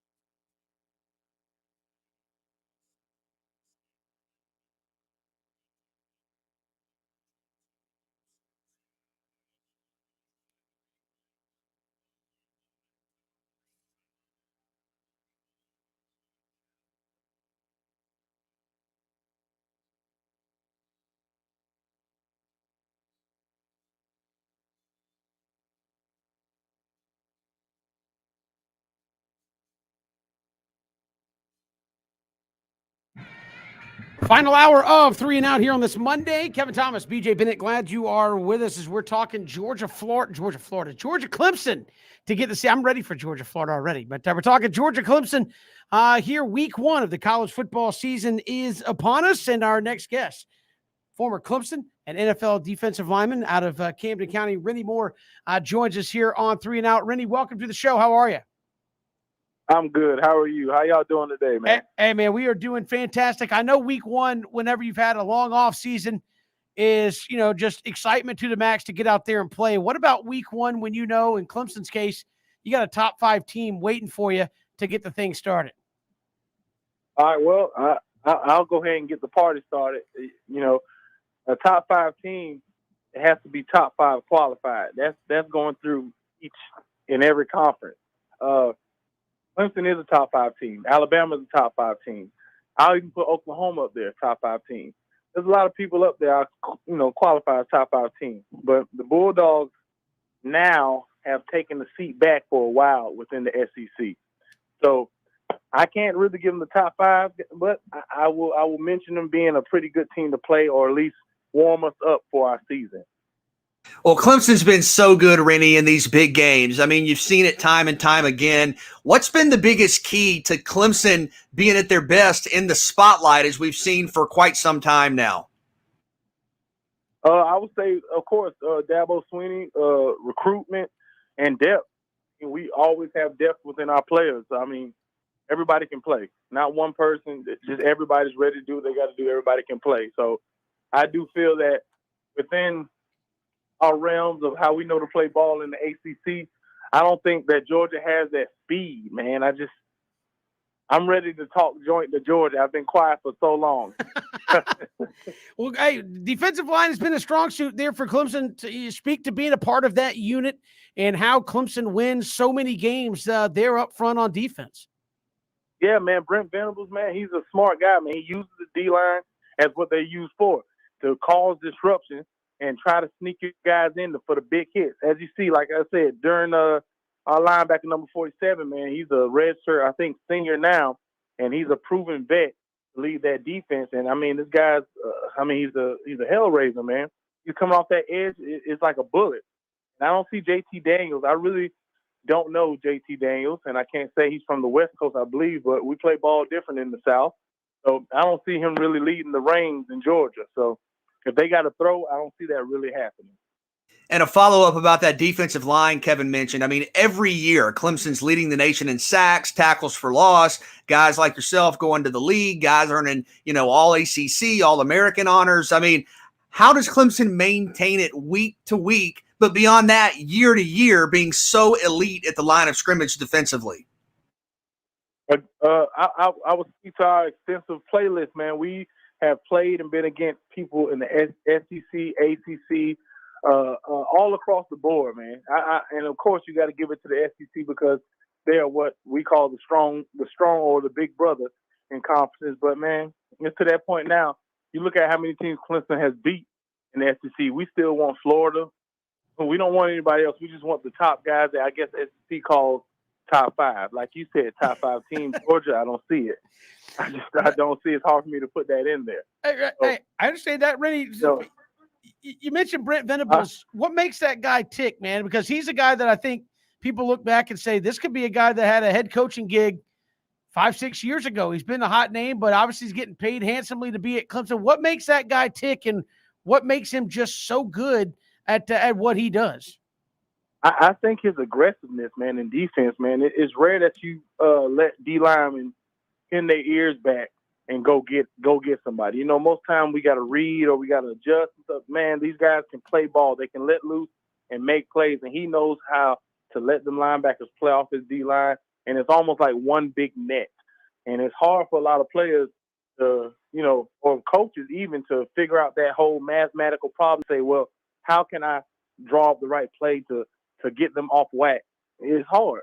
Brent Venables, he really has proven himself in Clemson. He's an asset to the whole team, not just the defense, because he brings that energy. So we've been in big games, crucial big games, and we've been better than we ever had to be in the third and fourth quarter. I don't see Georgia getting past the second quarter. I just don't see them. I don't see Georgia running the ball on us. I don't see Georgia throwing the ball on us. I haven't even seen Georgia run the ball since Swift. So it's tough, man. I don't know. Last running back I heard from Georgia was Todd Gurley. That's the last one. Rennie, is the preparation different for a game like this when you open the season against the Georgia with the national attention, or is it the same preparation regardless of who you open up against? Oh, it's the preparation. Of course, it's going to be a different preparation. It's the first game of the season, and you know everybody's coming guns a blazing. Everybody's going to be fully loaded, ready to do what they got to do. They're tired of hitting each other, and the first people you get to hit are what you would call top five. So, I mean, hey, it only amps up and makes the coaches have to hone the players in more, not make simple mistakes, not make overbearing mistakes, and stay within the game plan. Most coaches, a.k.a. like Dabo Swinney, that's nothing to him. It's another day. It's literally another day in the week for him. Rennie Moore joining us here on 3 and Out. It's a neutral site game. Just speak to, I know whether who wins, what have you, but just speak to opening up with a team like Georgia and Georgia and Clemson kind of being like pseudo rivals. I know they don't play a whole lot like Clemson and South Carolina do and Georgia Tech do, but speak to just having a game like this with two border states going at it with Georgia and Clemson to get it started. I hope it opens, well, to speak on my behalf, I hope it opens up a whole another realm for the ACC and SEC to join and start playing more teams. I would like to see Clemson play Florida. I would like to see Florida play teams in the SEC. Duke. I mean, I want to see what these other teams are really, what they really have against the ACC, or what the SEC brings that they say the ACC doesn't have. So, I mean, I hope for the future that it only brings better competition, better games, which I know it will. But just to undercut anything in the SEC, man, Clemson is the best thing smoking right now. I mean, it is what it is. You can't stop Dabo and his coaching staff. That's just one. You know what I'm saying? A lot of them guys up to leave and go to the NFL and coach. They stay there for a reason. They want more national champions. And all we do is get the best recruits. And just to let you know, the secret weapon is back. Justin Ross was able to, if he could enter the draft, he would have been the top receiver. He's now back. So I really don't see any DBs that can hang. I don't see Georgia's defense hang with them. So I'm going to call the score right now, 34-10 Clemson. Woo! What's going to be the biggest key? All right, Rennie, 34-10 Clemson. If Clemson's going to do that, what's going to be the biggest key to not only winning, but winning by multiple scores for the Tigers? Easy, man. With our freshman quarterback and his style of play, he's a tough, rugged guy, a big guy. You're not going to scare him with a couple sacks and big plays. No, because we can still go, like I said, we can go deep. We can be on our 30 and be on your 20 in a blink of an eye. Our running game is substantial. And now, like I said, our defense, our corners are really booth. Our corners are legit. And I wasn't expecting it because they were so young. But again, like I said, it's Dabo Swinney and the coaches growing their players, putting the time and effort into their players to be the best they got to be in the ACC. So all we do is face, pass, and play. We're used to this. So you can't pass on us. That's what we do. We're Clemson. So the only chance that Georgia has is to run the ball. And what we have up front, that's going to be hard. I just don't see that happening. Rennie Moore, former Clemson defensive lineman, obviously geared up for the opener of the college football season. Rennie, always a pleasure. We'll talk to you soon. Thanks so much, man. All right, man. Y'all have a good one. Thank you. Appreciate it. Rennie Moore joining us here. He's fired up for Georgia and Clemson coming up here on the opening Saturday of college football. And he said, hey, I think Clemson can do it. I think he's like, I want Georgia to prove them. And I'm ready. I'm ready. Look, listen, I got to say this because it's funny. We had a guest on, so I wanted to answer Rob. Rob Hicks left us a message watching on Facebook and said, this guy's a Clemson homer. Well, Rob, he did play at Clemson. So I would say, yes, he probably will. We will get the other side. I promise you. Orson Charles, and let me just lay it in on you, Rob. When we talked to Orson, he probably thinks Georgia is going to win. And we'll do just fine. I'm just saying, but go ahead, BJ. Sorry, I just had to run. Listen, Rennie was a really good player at Clemson, and you know I'm ready to go listening to him, man. Just hearing him, I'm anxious. We got to wait until Saturday night, but he said what 42-10, and there are people, there are pundits who feel like Clemson is, in addition to former players, fans, I've seen picks all over the place of, hey, Clemson's going to win this by multiple scores. And certainly Rennie's done that in his career, gone up against some of the biggest names in college football. Doesn't matter. So I do think there's an expectation, right, from Clemson, whether it's the players, whether it's the fans. I think Clemson steps onto the big stage. I mean, you've made 7 straight college football playoff appearances. 7 straight. You win the ACC every year. Nobody even has to think about it. It's like, so I think Clemson goes into these games with an expectation that not only do they think they're going to win, they think they're going to win by multiple scores. And to be fair, Kevin, you look at the last, decade plus, that's largely been what we've seen out of Clemson. I was going to say, I understand Rob's comment when you look at it and say, hey, why does he think Clemson's going to beat Georgia? I think more than anything else is that gives you a little bit of insight into the Clemson locker room, guys that have been in there and played for Dabo Swinney and company, why they're so confident, why they feel like they can step into games like this and they go out there and expect to win. Just great insight to me into what Brent Venables is preaching on defense, what they expect when they walk out there on the field. We'll get the other side of it. I promise you. Orson Charles, he will join us. He played at Georgia. He'll probably say Georgia's going to win by 2 or 3 touchdowns when he joins us. Next, it's 3 and Out on the Southern Pigskin Radio Network.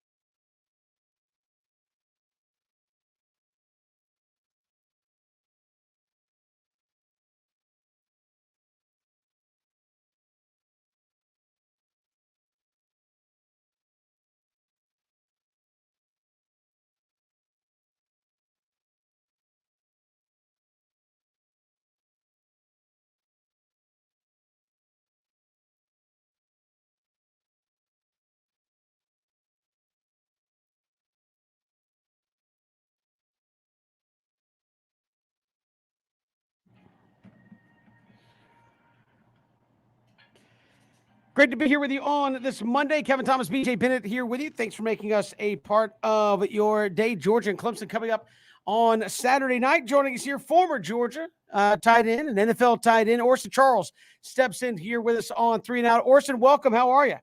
I'm doing well, and yourself? Thank you for having me on. Hey, man, we're doing fantastic. I guess opening up with Clemson, man, if you're Georgia, what a way to get things started. Obviously, with high expectations, you're going to open up with a top 5 team. Got to be an exciting way to come out of a long off season.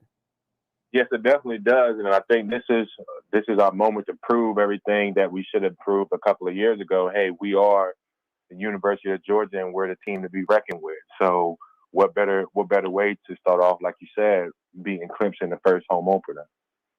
The excitement around Georgia football is at an all-time high, and you have this opener, a top 5 matchup. How do you make sure that you turn excitement and hype into getting it done on the field and being at your best on Saturday night? I think what Kirby preached, I'm sure what he preached during practice and then during the week leading up to this game, just do your job. Like this is just another regular game. If you treat it as such, study your plays, do your job, make your plays, and we'll be ready for the next game. So I think everybody's going to be excited. It's the first game at Clemson, but once you hit that person and all right, this is just a regular game, then you can start playing your best.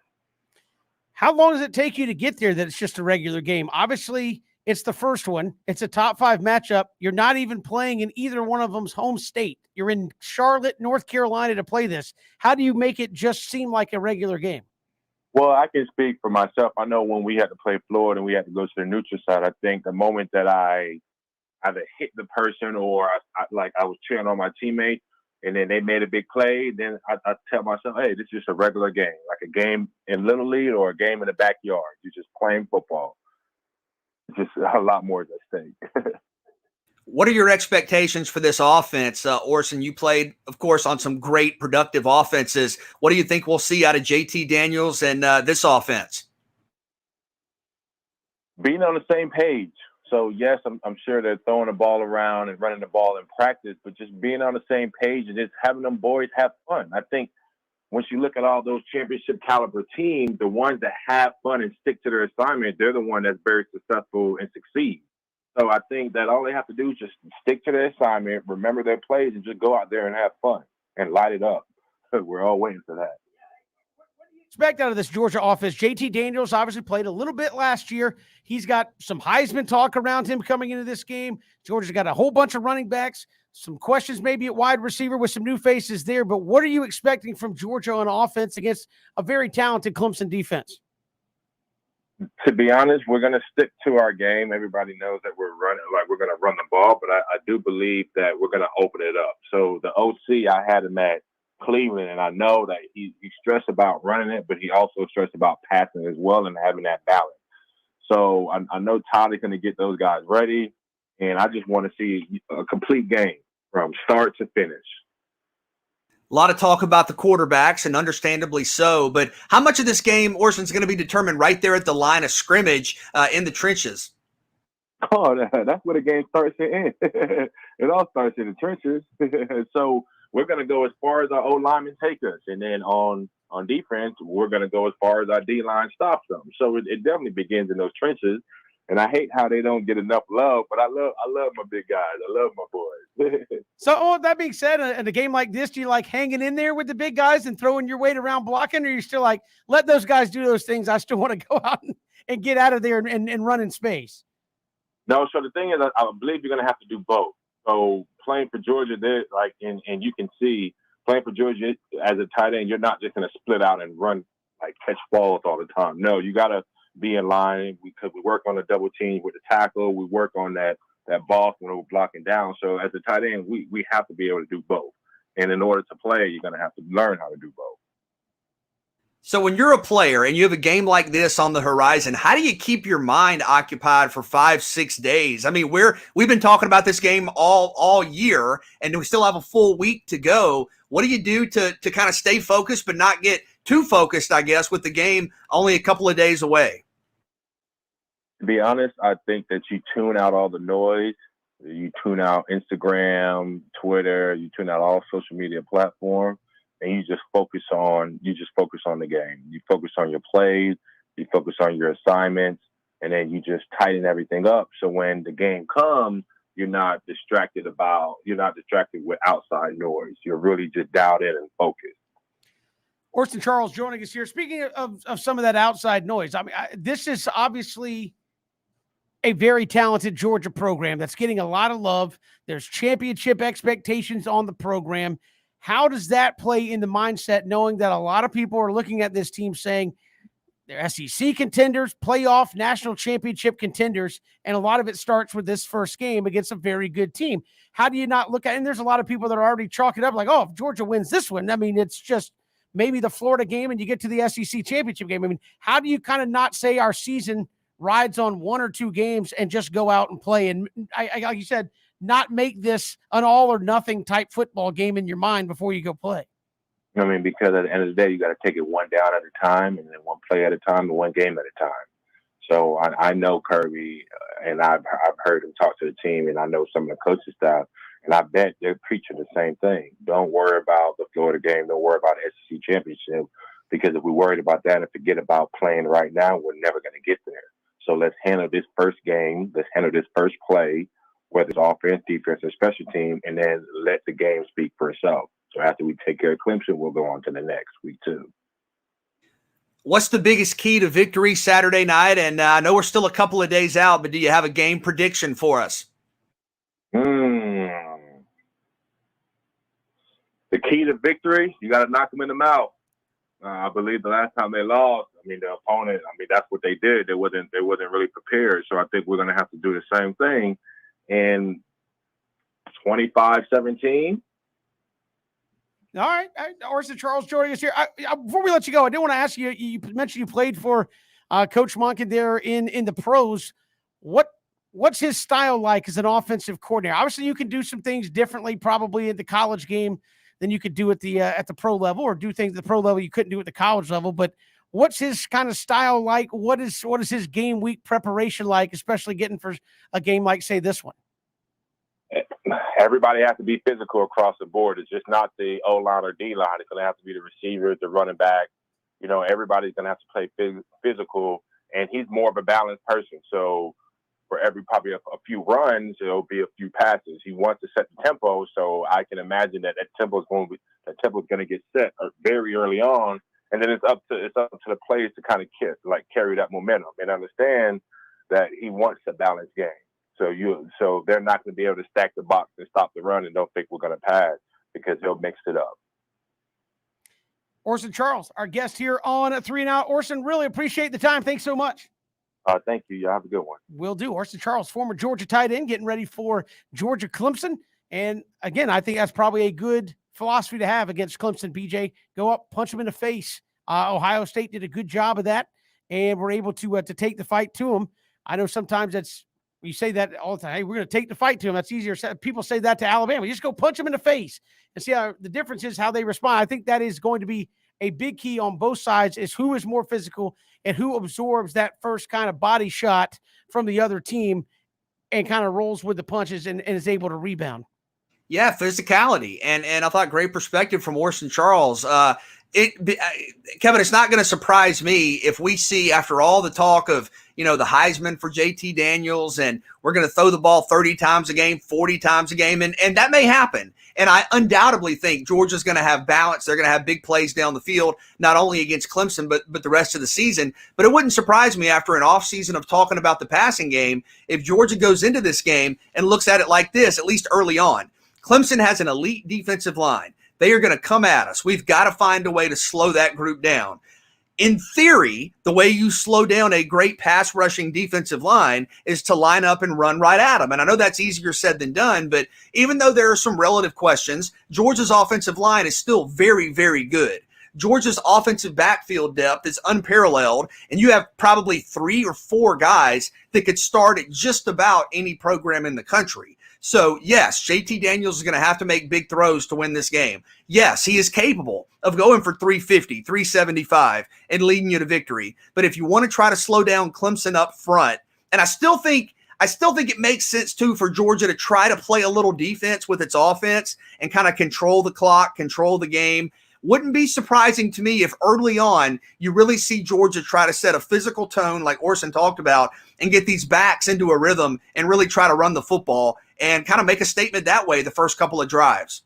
Yeah, establish it early and often. We've got a lot to get to this week in regards to Georgia and Clemson. Obviously, it's just day one of what we have seemed like many. It's probably more like day 45 or more, BJ, of talking Georgia Clemson, but it is on the horizon coming up later this week. We've got more to come with college football now here. We'll give out some preseason superlatives that we think could happen here in 2021 and get you ready for Braves Dodgers coming up a little bit later tonight. It is 3 and Out all across the Southern Pigskin Radio Network.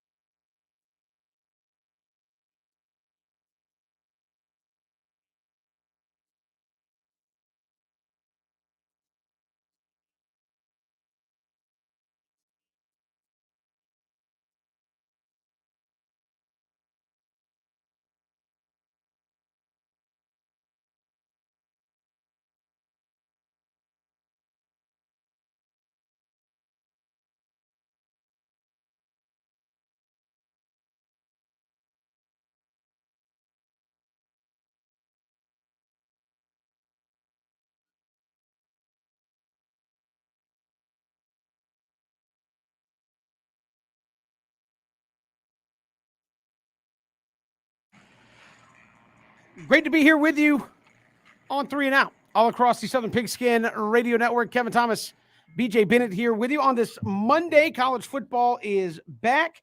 We got a lot of football upcoming. We had a little bit of football this past weekend, but we got a lot of football upcoming. Want to hand out some superlatives here, BJ Bennett, on our own before we get into the meat of the schedule. So here we go. Without further ado, I'll give you a category, and you tell me what you got. Coach under the most pressure here now that the season is upon us. Yeah, you probably could have said Scott Frost, before what happened. But to have them go out in Nebraska and lose to Illinois, that was a pretty difficult start to the season for a team that needs to have some consistent success. And expectations were really high when Scott Frost first came to Nebraska. And understandably, former great player, what he did at UCF, you come in and people are saying, hey, in 5-6 years, they're going to be a playoff contender and they're going to start, winning games, maybe not right away, but in year 2 and year 3. And we just haven't seen that. And you have a new athletic director in at Nebraska now. That's always kind of iffy for the returning head coach. But to not really look cohesive in week 1 and to lose to a team that you're probably more talented than on paper, I think it's Scott Frost. If you want to be fair and go with the coach that hasn't played yet, because I think had Nebraska won, that probably wouldn't have been the direction I'd gone. I think Jim Harbaugh, Michigan is just underwhelmed. And Jim Harbaugh's won some games, but that's the reality of being at Michigan. When you're at Michigan, you're not just expected to go 8-4 or 9-3. When you're at Michigan, you're supposed to contend nationally. When you're at Michigan, you're supposed to beat Ohio State. When you're at Michigan, you're supposed to be in the top 10 and be talked about for the college football playoff. And we just have not seen that. So if we see another kind of okay season, I think you're going to see a change at Michigan. Yeah, I did say Scott Frost, and probably more solidified in that notion now that I've actually seen him play a game. As somebody wrote an article, they're like, if Scott Frost can't make it work at Nebraska, a former player with a lot of, obviously superlatives as a player, high profile guy, won big at some other places, can't make it work at Nebraska, who can make it work at Nebraska in today's college football? I think there's a lot of pressure for Scott Frost to do something here in 2021. What about a breakout star? Who do you think set up for a big season, whether regionally, nationally, what have you? Yeah, I really think that there are a couple of different ways you could go here. Breakout star, like you said, does that mean nationally? Does that mean regionally? I think Quad Brown at Georgia State, the quarterback, is a player that people around the country are going to start to learn more about. Really productive, really proficient a year ago, big-time playmaker. And you look at Georgia State's schedule, right? You have Army, that's a national spotlight game right away. And you also have a chance to play North Carolina and Auburn. So you'll see Brown take on Sam Howell, Bo Nix, and Georgia State, quietly one of those teams in the Sun Belt you don't want to play, and an opportunity to win some big-time games that would make headlines nationally. I think Quad Brown, the quarterback at Georgia State, and you have really good quarterback play in the Sun Belt. He's a big reason for that. I would say keep an eye on him and the Panthers. I went Jahmyr Gibbs. BJ, I know you can say breakout season. I think 2020 for a lot of teams, a lot of players, kind of a lost season, and he played on a team that had 3 wins, but you go back and look at it. The dude played in 6 games, and had over 1,000 all-purpose yards in 6 games, both in kick returns, passing, and receiving. I think he had just short of 500 yards rushing, 300 yards passing, and over 200 yards in the kick return game. So in 6 games, over 1,000 all-purpose yards as a true freshman. I think if Georgia Tech wins 4 or 5 games and he's able to stay healthy all season, he's going to have a big year, and maybe people start paying attention nationally saying, well, if he comes back as a sophomore, I keep forgetting people have gotten extra years, comes back as a sophomore, going to have a really big year there for Georgia Tech. What about impact transfer? Who's got the biggest impact in the transfer game in your estimation? And a lot of big time stars here. I mean, it's amazing how kind of front and center grad transfers have become in college football. I mean, you can kind of reset your roster in some respects, as we've seen teams do with transfers. I think Tyler Show, for me, coming from Oregon to Texas Tech, You know they're going to throw the football. And what's really interesting is you wouldn't necessarily off the top of your head say, oh, a guy that's transferred is going to be the number 1 overall pick in the draft. But you've seen that, obviously. And there is speculation that if Tyler Show comes into Texas Tech, has a big season, puts up the big numbers you expect out of a quarterback at that school, that he could be the number 1 overall pick. The number 1 overall pick, and at the very least, a first-round pick in the upcoming NFL draft. So Tyler Show goes from being at Oregon, now comes into Texas Tech. You have video game numbers in that offense sometimes, and, played in those Big 12 games where you sometimes have it, 57, 54, whatever it is. But this is a guy that's going to get drafted really high, and I've at least seen some reports that he could be considered to be the number 1 overall pick. I said Joe Milton. I think impact transfer because it's at Tennessee, but there were a lot of people that thought maybe he wouldn't even win the job, and he has just been named the starter at Tennessee. And I think a guy that played at Michigan, has played in big-time football games, probably knows what it takes to go out there and win. I think he's going to help Tennessee. If they do win a handful of games this year, I think people are going to say he might be a big reason, because there is a lack of talent or experienced talent all over Tennessee's roster, and he might be a big reason they do win some of the games they do with that hurry-up offense. All right, true freshmen. This is going to be interesting because everybody got an extra year. So there's a lot of true freshmen that just may not be able to play because rosters are just loaded with guys who are still technically freshmen from a year ago. Who's the true freshman you're most excited to see?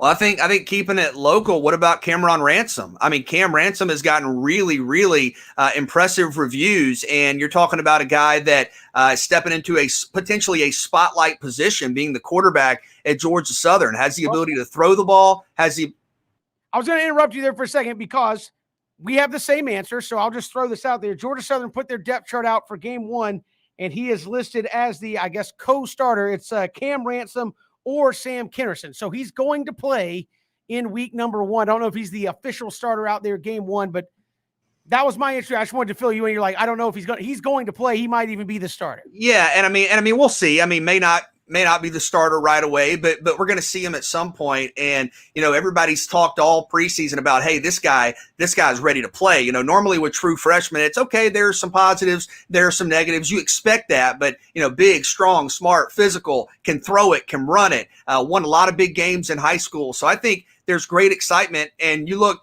at a offensive backfield where you do have certainly options at quarterback, but you have J.D. King, possibly those two guys running kind of the read option or some variation of that. I don't know how you prepare for that defensively. And then we've been told he's got a great touch on his downfield throws and, is really comfortable and effective in the offense. So, yeah, you and I have the same answer there, but it's an obvious one being right here just to see what this young man can do. Well, I mean, like I said, if he can handle the passing game, which is obviously going to be a question when you run a mostly run option-based offense that Georgia Southern likes to do. If he can do that, BJ, here's what makes you excited about that, because it's a little bit of remember when Paul Johnson was at Georgia Tech, you had a bigger, more physical quarterback. It was very difficult to stop. Again, this is no disrespect, but if Justin Tomlin comes back, he may get the starting job back, but Justin Tomlin, 5'11", 190. Sam Kinnerson, 5'9", $175. They're listed on the roster. Connor Sigleski, 6 foot 190. Cam Ransom, 6'3", 220. That is a load playing quarterback. And he's going to be, if you're able to lean on people with the quarterback in that option late in games, what a huge potential advantage that could be if he truly has grasped the offense. So, yeah, I'm excited to see. Again, excited doesn't mean he's going to be the conference player of the year. But if you're not excited about seeing that young man in Statesboro, man, I don't know what's wrong with you. He's certainly top of my list of a guy I'm really looking forward to see. I'm with you. Finally, game you are looking forward to the most in college football.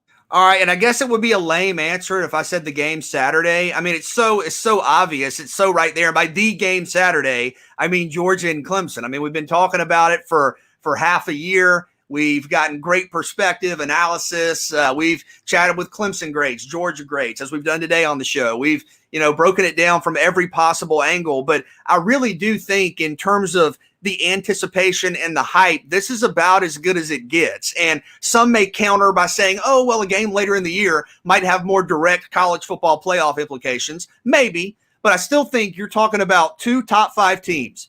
two teams that have clearly stated their goals as to win their conference, make the playoff, and win the national championship.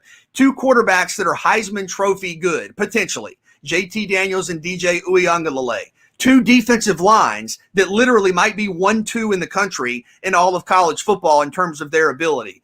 5 stars everywhere. You even have one of Georgia's, we assume, starting cornerbacks just came over from Clemson with Darion Kendrick. So, I mean, there are ties everywhere. I think you're talking about two schools that are separated by like 80 miles. It's a neutral site game. There are some unknowns given that it's a season opener, and I think that adds to some of the intrigue, right, where you're talking about two teams that have spent all offseason, whether they say it or not, focused on one another. And we're so hungry for talking points and storylines in college football. That's especially true in week one. Whatever happens, we're going to exaggerate it. We're going to talk about it. We're going to just go crazy with this result. If you want another one, just to not talk Georgia Clemson, I think it's Notre Dame Cincinnati. And Notre Dame has preseason top 10 attention for good reason. So does Cincinnati. And if Cincinnati is undefeated in that game, meaning they beat Indiana earlier in the year and they beat Notre Dame, if you're telling me that's not a college football playoff team, you're lying to yourself. And you're lying to me. You're lying to all of us.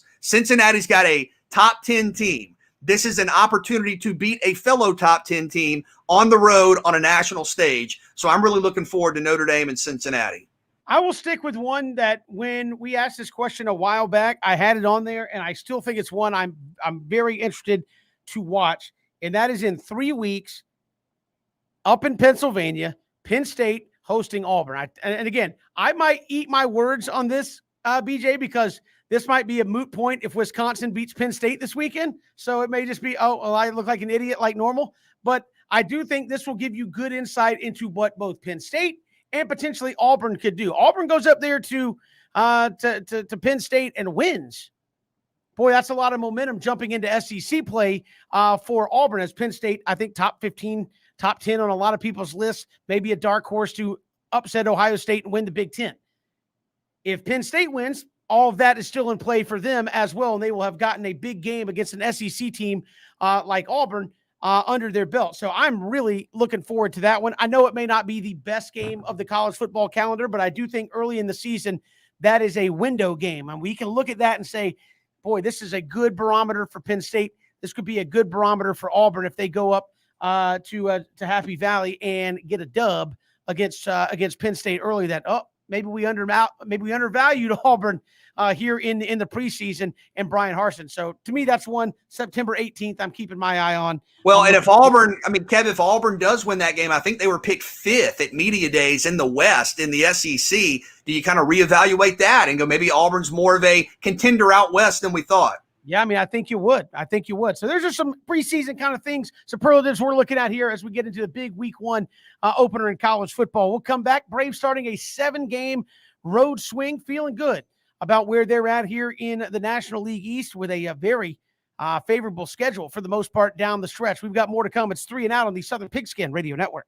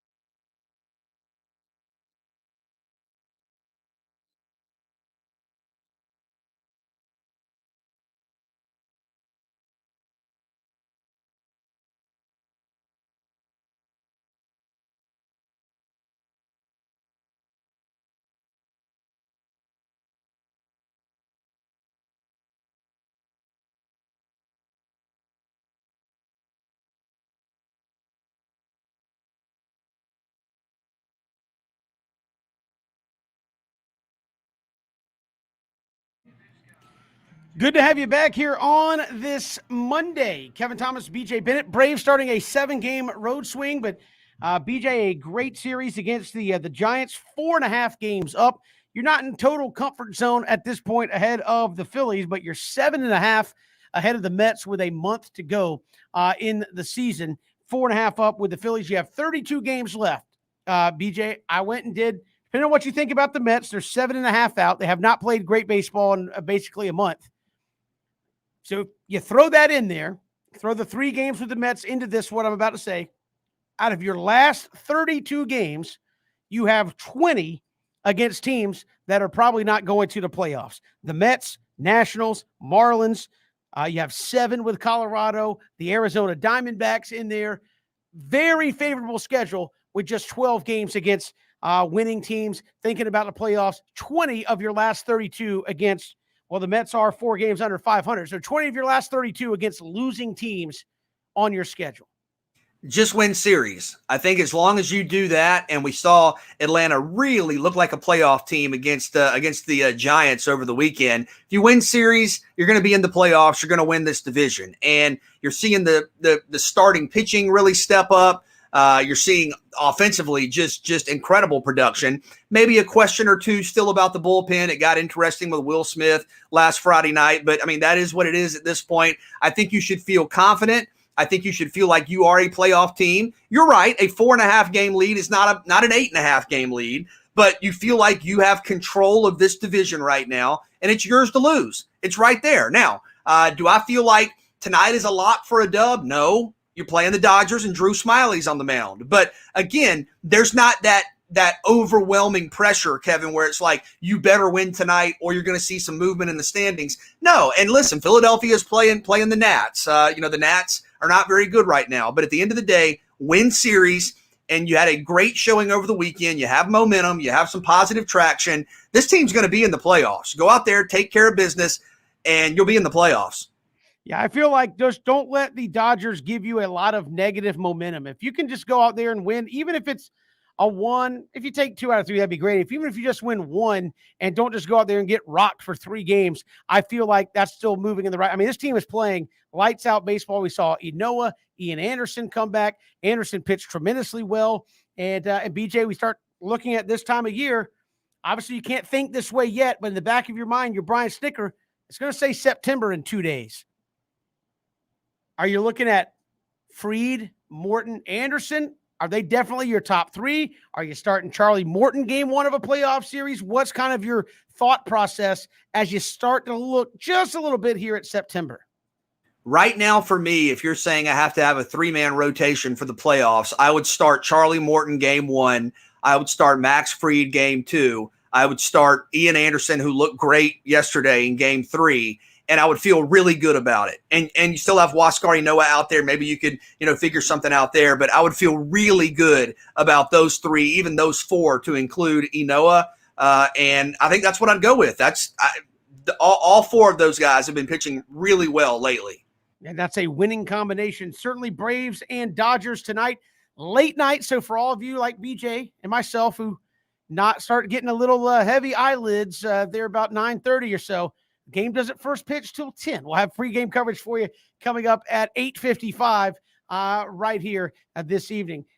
This is 3 and Out all across the Southern Pigskin Radio Network. If you missed any portion of today's show, ESPNCoastal.com, go to our YouTube channel at ESPN Coastal. We'll see you tomorrow here on 3 and Out.